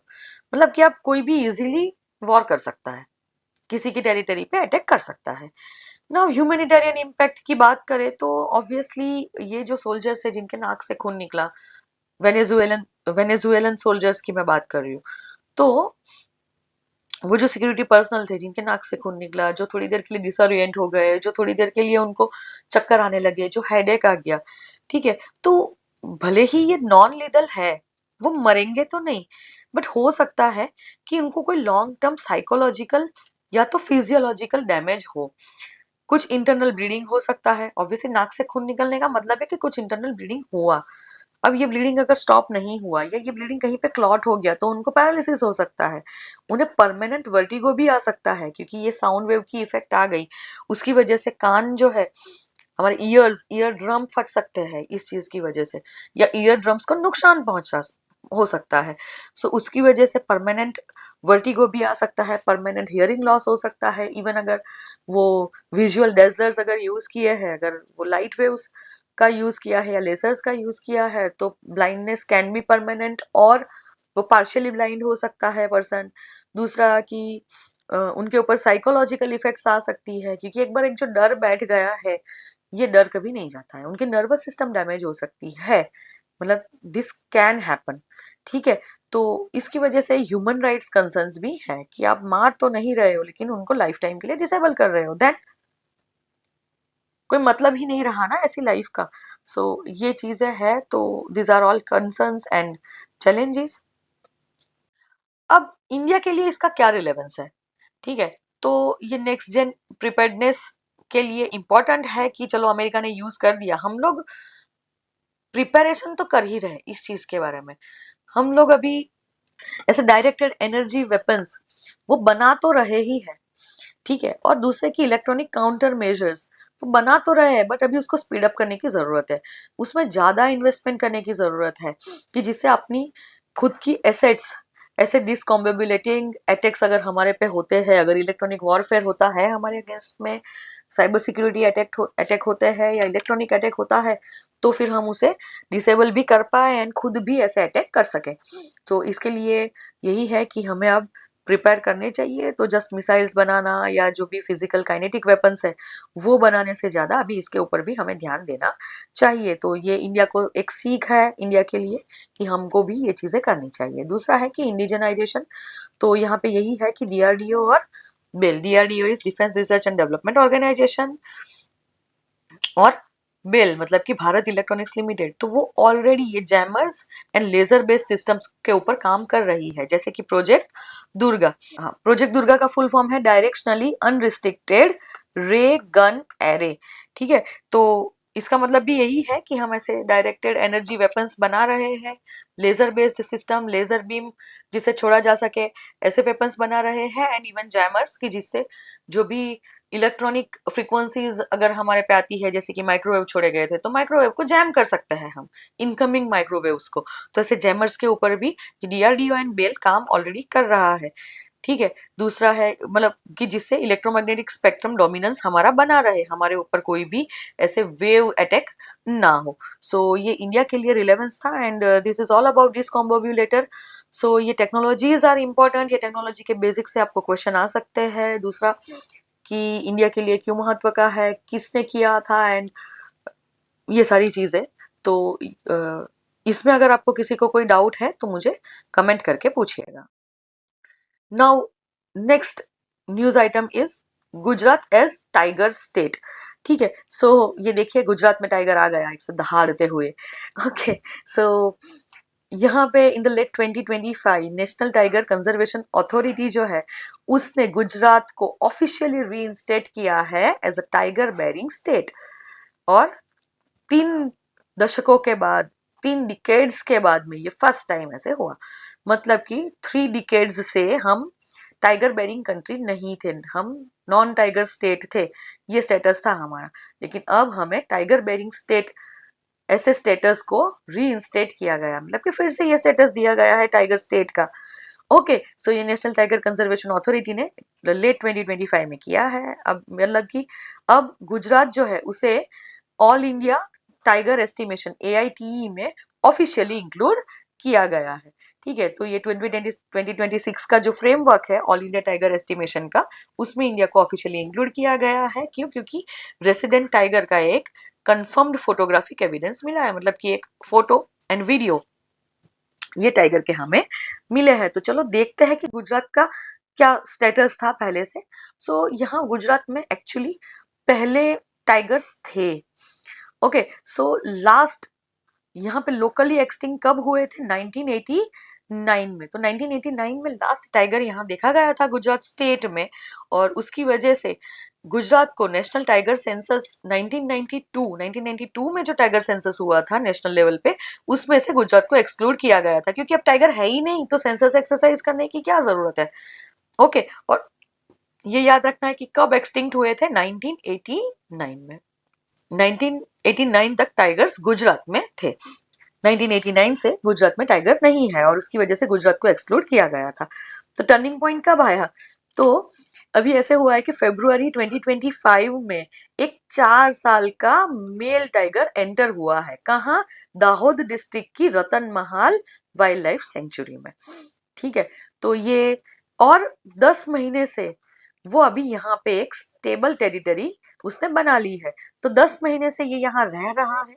बीच में भी एक बार दोस्तों डांग्स में ऐसे एक टाइगर आया था महाराष्ट्र से होके। तो ये टाइगर लेकिन 1 वीक के बाद में यहाँ पे हमें डेड मिला था।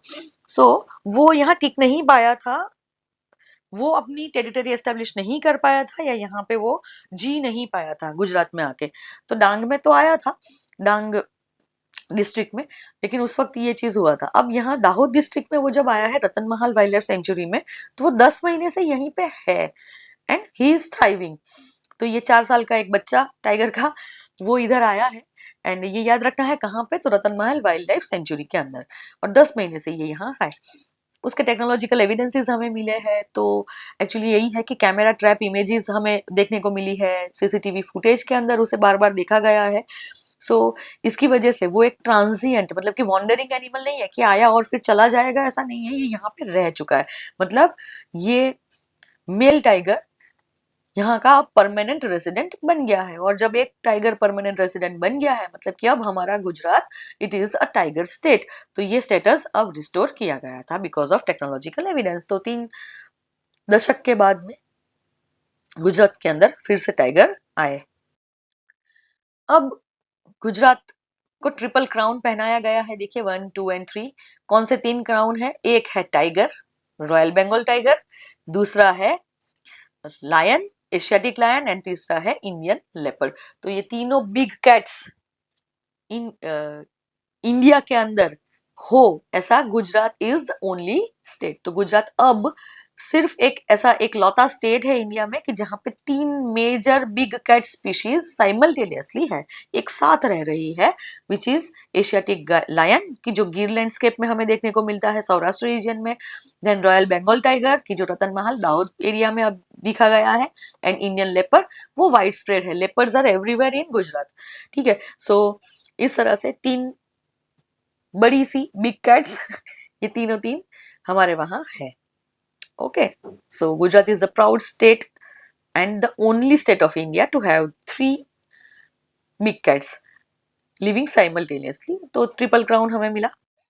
नाउ हमें मतलब गुजरात को, नाउ रतन महल वाइल्ड लाइफ सेंचुरी, तो उसकी भी बात कर ले। जब वो न्यूज में आई है तो यूपीएससी में या जीपीएससी में इसके बारे में पूछ सकते हैं। तो ये कहाँ पे है? गुजरात के दाहोद डिस्ट्रिक्ट में है, मध्य प्रदेश के झबुआ एंड काठीवाड़ा फॉरेस्ट, इस ये दोनों मध्य प्रदेश की जो टेरिटरी है उसके साथ ये बॉर्डर बनाता है। मतलब कि दाहोद डिस्ट्रिक्ट मध्य प्रदेश की झबुआ एंड कठीवाड़ा फॉरेस्ट के साथ बॉर्डर बनाता है। नाउ इसका प्राइमरी स्टेटस क्या है? तो इसे रतन महल स्लोथ बियर सेंचुरी भी कहते हैं। तो ये बियर सेंचुरी है एक, और यहाँ पे गुजरात के स्लोथ बियर्स की हाईएस्ट पॉपुलेशन ये रतन महल वाइल्ड लाइफ सेंचुरी में है। नाउ वेजिटेशन कैसा है? तो dry teak and mixed deciduous forest यहाँ पे देखने को मिलते हैं, और जिसमें mahua and jamun trees are highest. Ecological role क्या है? तो एक्चुअली पानम रिवर यहाँ से मतलब पानम रिवर का कैचमेंट एरिया वो यहाँ पे है। कैचमेंट एरिया का मतलब है कि पानम रिवर में जहां से पानी आता है, तो बहुत सारी ट्रिब्यूटरीज पानम की वो ये एरिया से होके बहती है। नाउ अब जब टाइगर आ ही गया है तो उसके लिए फिर हमें उसका कंजर्वेशन भी करना पड़ेगा और फ्यूचर प्लान्स भी कुछ रखने पड़ेंगे ना। एक टाइगर से तो स्टेडी पॉपुलेशन हम यहाँ नहीं बना सकते, वो वापस नहीं चला जाए, उसके लिए क्या करेंगे? तो यहाँ पे ये टाइगर की पॉपुलेशन थ्राइव कर पाए और पॉपुलेशन बढ़ पाए, उसके लिए क्या करेंगे, ये मेजर्स क्या लेंगे, क्या प्लान है हमारे? तो प्रे बेस्ड ऑगमेंटेशन। तो फॉरेस्ट डिपार्टमेंट ने काफी सारे हर्बीवोर्स जैसे कि स्पॉटेड डियर, चीतल एंड एंटेलोप्स, काफी सारे डियर्स एंड वो सारी चीजें उसको रिलोकेट कर दिया है ऑलरेडी ये सेंचुरी में, कि जैसी कि जिससे ये टाइगर की फूड सिक्योरिटी बनी रहे, उसको प्रॉपरली फूड मिलता रहे। तो ये टाइगर का जो भी खाना है उसको यहाँ पे रिलोकेट किया गया है। तो काफी सारे हर्बीवोर्स को ऑलरेडी फॉरेस्ट डिपार्टमेंट ने ये रतन महल वाइल्ड लाइफ सेंचुरी में ट्रांसफर किया है। दूसरा है कि एक इंटरस्टेट कॉरिडोर बनाई जाए। अब यहाँ पे एक डेडिकेटेड कैमरा ट्रैप सेंसर्स वो प्लान किया गया है along the Gujarat Madhya Pradesh border, कि जिससे ये टाइगर कॉरिडोर जो एक बन गई, ये टाइगर कॉरिडोर को मॉनिटर किया जाए। कि अभी ऐसा भी तो हो सकता है कि कोई टाइगर्स आए और वापस चले गए। ठीक है, तो ये कैमरा ट्रैप सेंसर्स भी यहाँ पे एक रखेंगे ये लोग, और ऑलरेडी अब ये मॉनिटरिंग और ज्यादा करेंगे कि जिससे दूसरे अगर टाइगर्स आते हैं तो हमें पता भी चले, और ये टाइगर की मूवमेंट भी हमें पता चले कि अगर वो वापस चला जाता है मध्य प्रदेश में तो भी हमें समझ में आए। अब दूसरा है कि प्रपोज्ड टाइगर रिजर्व। तो अभी यही है कि प्लान कुछ कर रहे हैं ये लोग कि रतन महल को एक टाइगर रिजर्व डिक्लेयर किया जाए। ठीक है, कि जिससे यहाँ पे ये प्रोजेक्ट टाइगर के अंडर में लॉन्ग टर्म फंडिंग और प्रोटेक्शन मिलता रहे। सो अब टाइगर यहाँ पे आया है तो उन लोगों का प्लान ऐसा है कि ये टाइगर पॉपुलेशन यहाँ पे बढ़े, और उसकी वजह से टाइगर रिजर्व डिक्लेयर करवाने के लिए मतलब ऑब्वियसली मिनिस्ट्री ऑफ एनवायरनमेंट के अंदर इन लोगों को एप्लीकेशन करनी पड़ेगी। तो ये प्लान कर रहे हैं कि ऐसा कर सकते हैं कि अगर यहाँ पे टाइगर पॉपुलेशन बढ़ रही है धीरे धीरे तो फिर ये करेंगे। एंड बढ़ाएंगे कैसे? तो यहाँ पे ये एक डिस्कशंस चल रही है एनटीसीए के साथ, नेशनल टाइगर कंजर्वेशन अथॉरिटी के साथ, कि जिसे कोई एक फीमेल को भी यहाँ पे, एक फीमेल टाइगर को भी यहाँ पे इंट्रोड्यूस किया जाए। हो सकता है कि वाइल्ड एरिया से या तो कोई रेस्क्यू सेंटर से लाके, कि जिससे यहाँ पे एक ब्रीडिंग पॉपुलेशन बने। तो ये मेल टाइगर आया है तो और एक फीमेल टाइगर को भी यहाँ पे रीलोकेट करने की बात हो रही है, कि यहाँ पे रीलोकेट नहीं, यहाँ पे इंट्रोड्यूस करने की बात, कि या तो कोई और जंगल से वो फीमेल टाइगर को लेके लाया जाए या तो फिर कोई रेस्क्यू सेंटर से। बट अगर ये होता है तो फिर यहाँ पे टाइगर्स के बच्चे, कब्ज, तो फिर यहाँ पे टाइगर्स पॉपुलेशन बढ़ सकती है। सो ये था यहाँ पे, और तब जाके हम टाइगर रिजर्व को मतलब टाइगर रिजर्व स्टेटस के लिए रतन महल के लिए ये प्रपोजल दे सकते हैं। Now the next topic is new consumer price index series. So ministry of statistics and program implementation MOSPI उसने ये new consumer price index series की डिटेल्स को रिलीज किया है। मतलब कि नया सीपीआई आया अभी, ठीक है, और इसमें बेस ईयर को 2011-12 से 2023-24 मतलब कि 2011-12 की जो पहले अर्लियर सीपीआई का बेस ईयर था उसको 23-24 कर दिया है। अब ये सीपीआई है क्या? तो CPI is a tool to measure the inflation in India, ठीक है, और एक्चुअली कोई भी जगह पे इन्फ्लेशन मेजर करने के लिए कंज्यूमर प्राइस इंडेक्स होता है, ठीक है। तो ये एक इन्फ्लेशन मेजर करने का टूल है। और इन्फ्लेशन क्या है? तो मेन यही है कि इन्फ्लेशन का मतलब महंगाई। तो अगर सिर्फ आलू के भाव बढ़ जाए तो उसे हम महंगाई नहीं कहेंगे। महंगाई का मीनिंग क्या है? इन्फ्लेशन का मतलब ये है कि जनरल इंक्रीज, ठीक है, in the prices of all the goods, मतलब बहुत सारी कैटेगरीज में, बहुत सारे गुड्स एंड सर्विसेज की कैटेगरी में प्राइस इंक्रीज होना। सिर्फ एक चीज में अगर प्राइस इंक्रीज हो रहा है तो उसे हम महंगा नहीं कहते, it is a overall increase in the prices, ठीक है, तो उसे हम इन्फ्लेशन कहेंगे। अब इन्फ्लेशन को मेजर कर रहा है, सो सीपीआई क्या करेगा? तो वो क्या करेगा कि कुछ गुड्स और सर्विसेज की जो हाउस होल्ड परचेस कर रहे हैं, जो कंज्यूमर्स है ये गुड्स और सर्विसेज के जो खरीद रहे हैं, उसके जो प्राइसेस है, मतलब कि कंज्यूमर को क्या प्राइस पड़ रहा है, उसका जो एवरेज चेंज है उसको मेजर करता है सीपीआई, ठीक है। एक इंडेक्स है, ये इंडेक्स अभी एवरेज चेंज का मतलब क्या है? प्राइस हाई भी हो सकता है, प्राइस कम भी हो सकता है, तो लो होंगे या हाई होंगे प्राइसेस, इस दोनों को ये मेजर करेगा। तो एवरेज चेंज जो आ रहा है गुड्स एंड सर्विसेज का, एंड किसका? तो जो हाउस होल्ड जो परचेस कर रहे हैं वो सर्विसेज का, तो उसको सीपीआई मेजर करता है।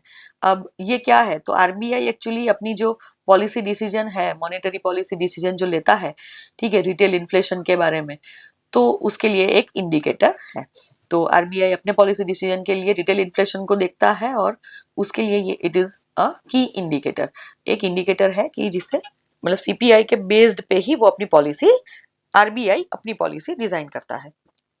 अब यहाँ पे जब भी गुड्स एंड सर्विसेज की बात करेंगे तो वो लोग क्या है, एक बास्केट बनाते हैं। यहाँ पे ऐसा नहीं है कि सही में वो बास्केट लेंगे और एक एक चीज डालेंगे। इसका मतलब ये है कि वो लोग एक बास्केट, वर्चुअल बास्केट रखेंगे कि जिसके अंदर लिस्ट होगा कि कौन सी चीजों के प्राइस को वो मेजर करेंगे, ठीक है। तो वो गुड्स भी हो सकती है, सर्विसेज भी हो सकती है।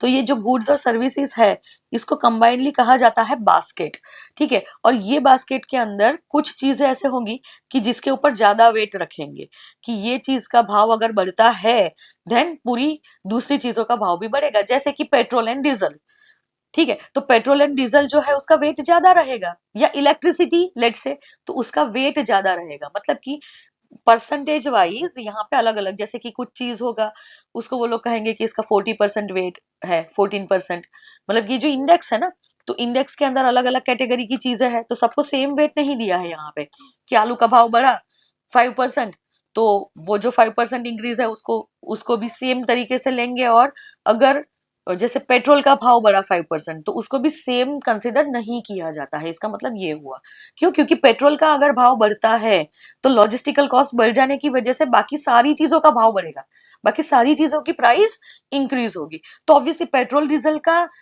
1% इंक्रीज भी वो ज्यादा इन्फ्लेशन लाएगा, और उसकी वजह से उसका वेट वो लोग क्या रखेंगे? हायर रखेंगे। इसे कहेंगे वेट्स। सो यहाँ पे जो एटम वेट्स थे ना, उसको भी इन्होंने रिवाइज किया है। और वो किस तरह से रिवाइज किया है? ये जो कंज्यूमर प्राइस इंडेक्स जो नया है, वो किसके ऊपर बेस्ड है? It is based on household consumption expenditure survey 2024। तो 2023-24 में ऐसे household consumption expenditure survey किया गया था through by ministry of statistic and programme implementation के थ्रू। तो ये जो सर्वे है, उसके अंदर उन्होंने जब देखा कि अभी हाउस होल्ड किस चीज में पैसा खर्चा कर रहे हैं, क्या चीजें ज्यादा खरीद रहे हैं, क्या चीजें अब नहीं खरीद रहे हैं या तो कम खरीद रहे हैं। तो ये जो सर्वे हुआ था कंजम्पशन एक्सपेंडिचर का हाउस होल्ड के, उसके बेस पे इन लोगों ने आइटम वेट्स भी चेंज किए हैं। अब क्या चेंज हुआ है वो तो हम देखेंगे ही। अब एक्चुअली सीपीआई का रिवीजन हमें करना क्यों है? अब सीपीआई न्यू सीपीआई है, मतलब कि पुराना एक सीपीआई तो था ही ना, तो वही क्यों नहीं रखा? क्या जरूरत थी कि 2011-12 की जगह पे बेस ईयर को 23-24 कर दिया? क्या जरूरत थी आइटम्स को चेंज करने की, आइटम्स के वेट को चेंज करने की? Because over the time consumption pattern change होती है, एक्चुअली इवॉल्व होती है, ठीक है। और ओल्ड वेट्स जो होते हैं वो आउटडेटेड हो जाते हैं। अब आज के दिन में आप खुद सोचो कि आप क्या सीडी ड्राइव, डीवीडी ड्राइव लेने जाते हो, या सीडीज या डीवीडीज परचेस करते हो? पेन ड्राइव भी अभी तो कम हो गया यूज। तो ऑब्वियसली पहले का जो बास्केट था उसमें जैसे कि सीडीज एंड डीवीडीज वो था कि लोग परचेस कर रहे हैं। वीसीआर प्लेयर, पुराने जमाने का जो प्लेयर आता था, वीडियो प्लेयर, तो उसको क्या कौन आज यूज कर रहा है? हम ऐसे ही जस्ट ओटीटी ओपन करते हैं, वीडियो स्ट्रीम हो जाता है। तो हम वो ओल्ड कैसेट्स उसको भी तो यूज नहीं कर सकते, करते ना। तो वैसे ही दूसरी भी काफी सारी चीजें हैं कि जो हम आज के दिन में कम यूज कर रहे हैं या तो यूज नहीं कर रहे हैं। तो वो आइटम्स का प्राइस मेजर करके फायदा क्या? उसकी जगह पे अब हम नई चीजें मेजर कर रहे हैं, जैसे कि ओटीटी का सब्सक्रिप्शन। नाउ इट इज मतलब बेयर नेसेसिटी ऐसा कह सकते हैं कि सबको ओटीटी चाहिए।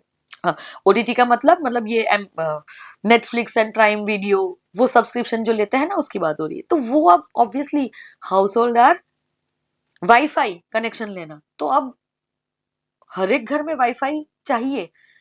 बच्चों को पढ़ाई के लिए चाहिए, मूवीज देखने के लिए चाहिए, जस्ट नॉर्मल सोशल मीडिया के लिए भी अभी तो वाईफाई इज नेसेसरी। सो यहाँ पे क्या होता है कि ये सारी चीजों के पीछे अब खर्चा हो रहा है, तो ऑब्वियसली ये कंजम्पशन पैटर्न्स इवॉल्व हुई ना, अब चेंज हो गया है। पहले कपड़ों के अंदर भी अभी काफी चेंजेस आए हैं, तो उस हिसाब से कि अब हम क्या खाते हैं, हम अब क्या, इवन आप देखो तो चीज, तो पहले चीज उतना उसका वेट नहीं होगा, लेकिन आज अब चीज का वेट बढ़ाना पड़ेगा ना, क्योंकि हम अब क्या खा रहे हैं? हम चीज खा रहे हैं ज्यादा। इन शॉर्ट मेरा कहने का मतलब ये है कि हमारी पैटर्न, कंजम्पशन पैटर्न्स चेंज होती है, और उसकी वजह से जो पुराने वेट्स है वो आउटडेटेड हो जाते हैं, एंड इसीलिए नए वेट्स, नई आइटम्स को इंट्रोड्यूस करना एंड आउटडेटेड चीजों को निकालना भी जरूरी होता है, इसलिए ये रिवीजन जरूरी है। दूसरा है कि CPI must reflect current spending behaviour. अगर करंट स्पेंडिंग बिहेवियर हमें नहीं पता है तो एक्यूरेट इन्फ्लेशन डेटा हमें पता कैसे चलेगा? ये तो इन्फ्लेशन का मेजर है ना। तो इन्फ्लेशन कितना हुआ, सही में महंगाई कितनी हुई, ये पता कैसे चलेगा? कि अगर आप महंगाई जितनी हो रही है, मतलब अभी वाईफाई का या तो मोबाइल डेटा, ठीक है, उसका अगर आपको प्राइस ही नहीं पता है, जिसके पीछे लोग ज्यादा खर्चा कर रहे हैं, तो इन्फ्लेशन आया वो पता कैसे चलेगा हमें? ठीक है, या तो मतलब इन्फ्लेशन कम हो रहा है या बढ़ रहा है, उसको जानने के लिए एक्चुअली करंट स्पेंडिंग बिहेवियर जानना बहुत जरूरी है, और इसीलिए हम ये सीपीआई को रिवाइज करते हैं। दूसरा है कि पीरियोडिक पीरियोडिक रिवीजन अगर हम करते हैं तो फिर मॉनेटरी और फिस्कल पॉलिसी का जो कैलिब्रेशन है वो ज्यादा अच्छे से हो पाता है, मतलब कि हम बेटर पॉलिसीज बना सकते हैं, बेटर इकोनॉमिक पॉलिसीज, मतलब मॉनेटरी एंड फिस्कल पॉलिसीज बना सकते हैं अगर रिवीजन पीरियोडिक होता है। तो अगर 2011-12 के बेस से अगर करेंगे तो ऑब्वियसली इन्फ्लेशन का डेटा हमें पता नहीं चलेगा। हो सकता है कि 2011-12 के अंदर एक जीन्स पैंट ठीक है, क्लोथ्स की अगर बात करें तो एक जीन्स पैंट अगर आप लेने जाओगे तो उसका प्राइस तब लेट्स से कि वो 500 रुपीज में आपको आराम से मिल जाता था। 2011-12 की बात है। अगर आप आज जाओगे तो अगर मतलब मिनिमम 1000 रुपीज आपको चाहिए, 100% इन्फ्लेशन है ना एक चीज में। और आप सोचो कि अब अगर आप ईयर ऑन ईयर कितना अभी करंट प्राइसेस आपको चाहिए ना, तो आप 2011-12 के प्राइस को कंपेयर नहीं कर सकते। आपको क्या करना पड़ेगा, थोड़ा रिसेंट डेटा लेना पड़ेगा। जैसे कि 2023-24 उसमें आप गए होंगे तो आपको पता चलेगा कि ओके 950 रुपीज 900 to 950 रुपीज में एक जींस मिलता था लास्ट ईयर, एंड अब वो 23-24 में एंड 26 में वो 1000 रुपीज में मिल रहा है। सो क्या हुआ कि ये एक्चुअली आपको एक्यूरेट डेटा देगा और उससे हमें जो भी मॉनेटरी और फिस्कल पॉलिसी है उसके बारे में ज्यादा पता चलेगा। ओके, सो सीपीआई इसके लिए रिवाइज करना बहुत जरूरी है। नाउ दूसरा कि अब रिवाइज किया मैम कब से बोल रहे हो, लेकिन क्या नया लाए ये सीपीआई सीरीज में? तो वही है कि अभी नया क्या है सीपीआई सीरीज में, ये नई सीरीज में। तो सबसे पहले तो बेस ईयर अपडेट कर दिया। तो नया बेस ईयर 2024 हो गया, पहले वो 2012 था। मतलब कि 2011-12 था, अब 2023-24 हो गया। तो ये है। दूसरा है कि अब इसकी वजह से क्या होगा कि इन्फ्लेशन डेटा जो है वो ज्यादा रिप्रेजेंटेटिव होगा करंट इकोनॉमी और प्राइसेस के, कि अभी जो चल रहे हैं वो प्राइसेस को ये रिफ्लेक्ट करेगा। नाउ दूसरा है कि हमने बास्केट ऑफ आइटम्स जो था, जो बास्केट था हमारे आइटम्स का, उसको भी एक्सपांड किया है, हमने बढ़ाया है। तो टोटल आइटम्स एक्चुअली एक्सपांशन किया, मतलब क्या हुआ कि नंबर ऑफ आइटम्स हमने बढ़ा दी। पहले जस्ट 229 थी, अब वो 358 items are included in this basket, मतलब कि बढ़ा दी। अब ये जो टोटल 358 है उसमें से गुड्स आर 308 एंड 50 सर्विसेज है, मतलब कि 308 चीजों को ऐड किया गया है एंड टोटल 50 सर्विसेज को ये बास्केट में ऐड किया गया है। नाउ यहाँ पे कौन सी चीजें नई ऐड हुई है, तो मॉडर्न आइटम्स जैसे कि OTT subscription which is a service, e commerce goods. See goods were there, पहले हम किराना या कोई भी चीज स्टोर्स में जाके खरीदते थे, अब हम कहाँ से खरीदते हैं, अब हम ई कॉमर्स से खरीदते हैं। और आपको पता ही होगा कि discounts are more in on e commerce sites. तो अब जब आप वहां से ले रहे हो तो आपको जो प्राइस में आप जो चीजें खरीद रहे हो, तो ई कॉमर्स वेबसाइट पे उसका जो प्राइस है उसको भी ध्यान देना जरूरी है। तो यहाँ पे ई कॉमर्स गुड्स काफी सारे ऐड हुए हैं and OTT subscriptions, Netflix, Hotstar, prime video, है ना, Z5, जो भी आप यूज करते हो, जियो, ये सारी चीजें ऐड हुई हैं। और दूसरा कि ऑब्सोलेट आइटम्स कुछ थी जैसे कि वीसीआर टेप्स, ये सारी चीजें, कैसेट टेप्स जो आती थी, वो सारी चीजों को यहाँ से रिमूव कर दिया है। सीडीज है, डीवीडीज है, लाइक दैट। नाउ दूसरा क्या है नया, तो मार्केट कवरेज बढ़ा दिया गया है। अभी यहाँ पे यही है कि रूरल मार्केट्स और अर्बन मार्केट्स को भी सिग्निफिकेंटली इंक्रीज कर दिया गया है। अभी यहाँ ऐसा है कि पहले कुछ ही अर्बन एरियाज में जाके ये कंज्यूमर प्राइस इंडेक्स के लिए डेटा कलेक्ट किया जाता था, अब ऐसा नहीं है। मतलब और सिटीज के अंदर जाके ही किया जाता था और उसके हिसाब से रूरल का अंदाजा लगा लो, या तो 2-3 रूरल एरियाज को कवर किया जाता था अलग अलग देश के अलग अलग जगह पे। कुछ रूरल एरियाज को कवर किया जाता था एंड कुछ अर्बन एरियाज को कवर किया जाता था। अब ऐसा नहीं है, यहाँ पे ये भी बढ़ा दिया कि और ज्यादा जगह से हम डेटा कलेक्ट करेंगे एंड देन जिससे कि वो ज्यादा रिप्रेजेंटेटिव हो इंडिया के लिए। And for the first time ऐसा किया है कि ऑनलाइन प्लेटफॉर्म जो है ई कॉमर्स वाला, उसका प्राइस डेटा भी यहाँ पे इंक्लूड किया है। तो ऑब्वियसली मार्केट कवरेज बढ़ गया ना, अब ऑनलाइन मार्केट को भी यहाँ पे इंक्लूड किया है। यहाँ पे तो रूरल एंड अर्बन मार्केट्स की बात करो तो वो फिजिकल मार्केट्स की बात है, यहाँ पे ऑनलाइन मार्केट को भी इंक्लूड कर दिया गया है। अब क्लासिफिकेशन जो करते थे, ठीक है, ये सारे जो आइटम्स है, ये आइटम्स का जो क्लासिफिकेशन है उसको भी रिवाइज किया गया है। तो पहले 6 ब्रॉड ग्रुप वो लोग रखते थे, अब यहाँ पे 12 डिविजन्स कर दिए गए हैं। एक इंटरनेशनल स्टैंडर्ड है सीओआई सीओपी। सीओआई सीओपी में जैसे 12 डिविजन्स किए जाते हैं, उसी तरीके से ये सीओआई सीओपी के जैसे ही यहाँ पे 12 डिविजन कर दिए हैं। सीओआई सीओपी का फुल फॉर्म है classification of individual consumption according to purpose. So classification of individual consumption according to purpose. ठीक है, तो ये एक्चुअली यूनाइटेड नेशंस के स्टैटिस्टिक्स डिवीजन ने इसको डेवलप किया गया था। मतलब कि वो लोग बोलते हैं कि इस तरह से करोगे तो क्या होगा कि और अच्छे से आप इन्फ्लेशन को टारगेट कर सकते हो। सो यहाँ पे यही है कि इस जगह पे 6 की जगह पे 12 डिवीजन हो गए, तो और भी ग्रैन्युलर मतलब कि छोटे लेवल पे हम इन्फ्लेशन ट्रैकिंग कर सकते हैं अलग अलग कैटेगरी में, कि एक एक कैटेगरी हम ले तो अलग अलग कैटेगरी में क्या इन्फ्लेशन है वो हम कर सकते हैं। जैसे कि पावर सेक्टर है तो पावर सेक्टर में कितना इन्फ्लेशन है, फूड एंड बेवरेजेस में क्या इन्फ्लेशन है, पेट्रोलियम प्रोडक्ट्स में क्या इन्फ्लेशन आया है, इस तरह से। तो ऐसे टोटल 12 डिवीजन यहाँ पे किए हैं। एग्रीकल्चरल प्रोड्यूस में कितना है, क्लोथ्स एंड एपरल्स एक कैटेगरी हो सकती है। तो इस तरह से अलग अलग कैटेगरी, तो पहले जो 6 ही थी जिसके अंदर ही सब कुछ आ जाता था, अब उसको 12 डिविजन्स किए हैं। और वेट्स को भी रिवाइज किया गया है यहाँ पे। तो अब देखिए, जैसे कि फूड एंड बेवरेजेस का जो वेट था, जो पहले 45.86% के अराउंड था, उसकी जगह पे वो अब कम करके डिक्रीज किया है, डिक्रीज करके 36.75% कर दिया गया है। क्यों ऐसे किया है? बिकॉज एक्चुअली हाउस होल्ड्स में अभी एक्चुअली फूड एंड बेवरेजेस के पीछे ज्यादा खर्चा नहीं होता है। ठीक है, अभी लोग उसके पीछे ज्यादा खर्चा ना करके अभी entertainment, communication facilities, internet facilities, उसके ऊपर ज्यादा खर्चा करते हैं। ठीक है, यूटिलिटीज मतलब इलेक्ट्रॉनिक्स गुड्स, ये सब चीजें ज्यादा परचेस करते हैं एंड फूड एंड बेवरेजेस के पीछे कम खर्चा करते हैं। मतलब जो टोटल ओवरऑल एक हाउस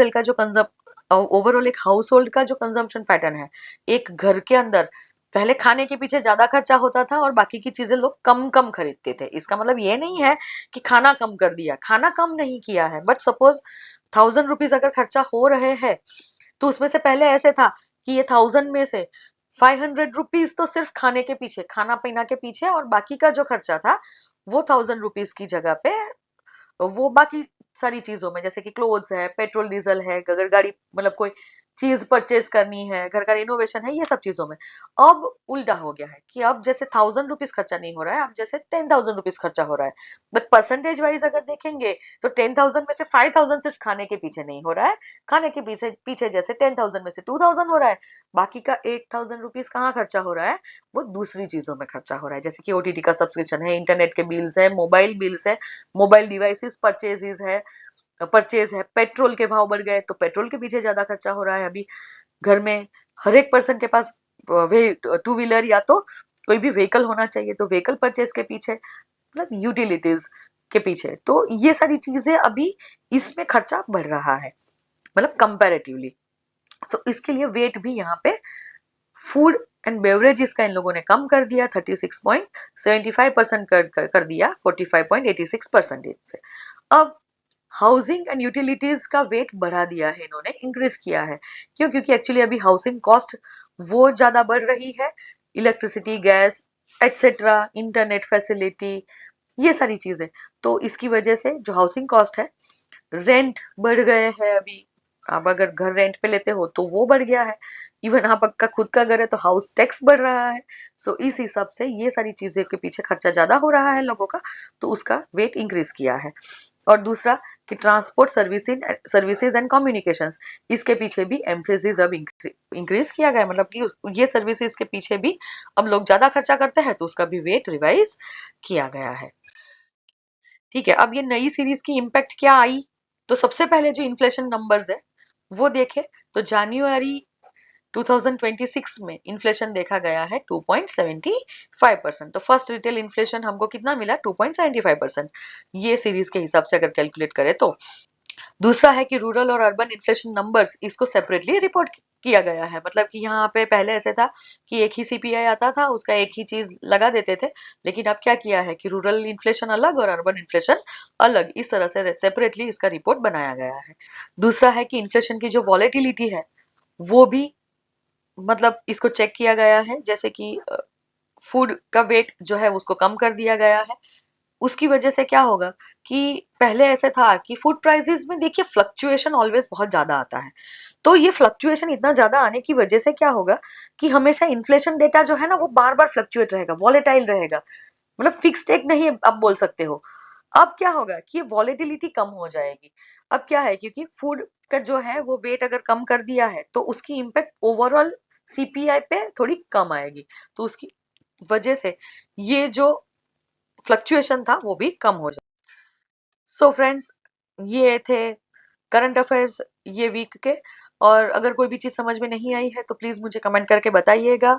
एंड बने रहिए मेरे साथ, नए वीडियो का इंतजार कीजिए। मैं और एक वीडियो ऐसे ही रिकॉर्डिंग करके डालूंगी। अगर आपको नहीं सूट हो रहा है, if you want live lecture then also comment कीजिए कि आपको लाइव लेक्चर ही ज्यादा पसंद आ रहा है, तो मैं लाइव लेक्चर लेने की कोशिश करूंगी एंड जल्द से जल्द आपको मिलूंगी। आपको मेरे वीडियोस अच्छे लगते हैं तो प्लीज मेरी चैनल को सब्सक्राइब कीजिए, मेरे वीडियोस को लाइक कीजिए, help me grow my channel. फिर मिलेंगे। Happy learning, happy studying, bye.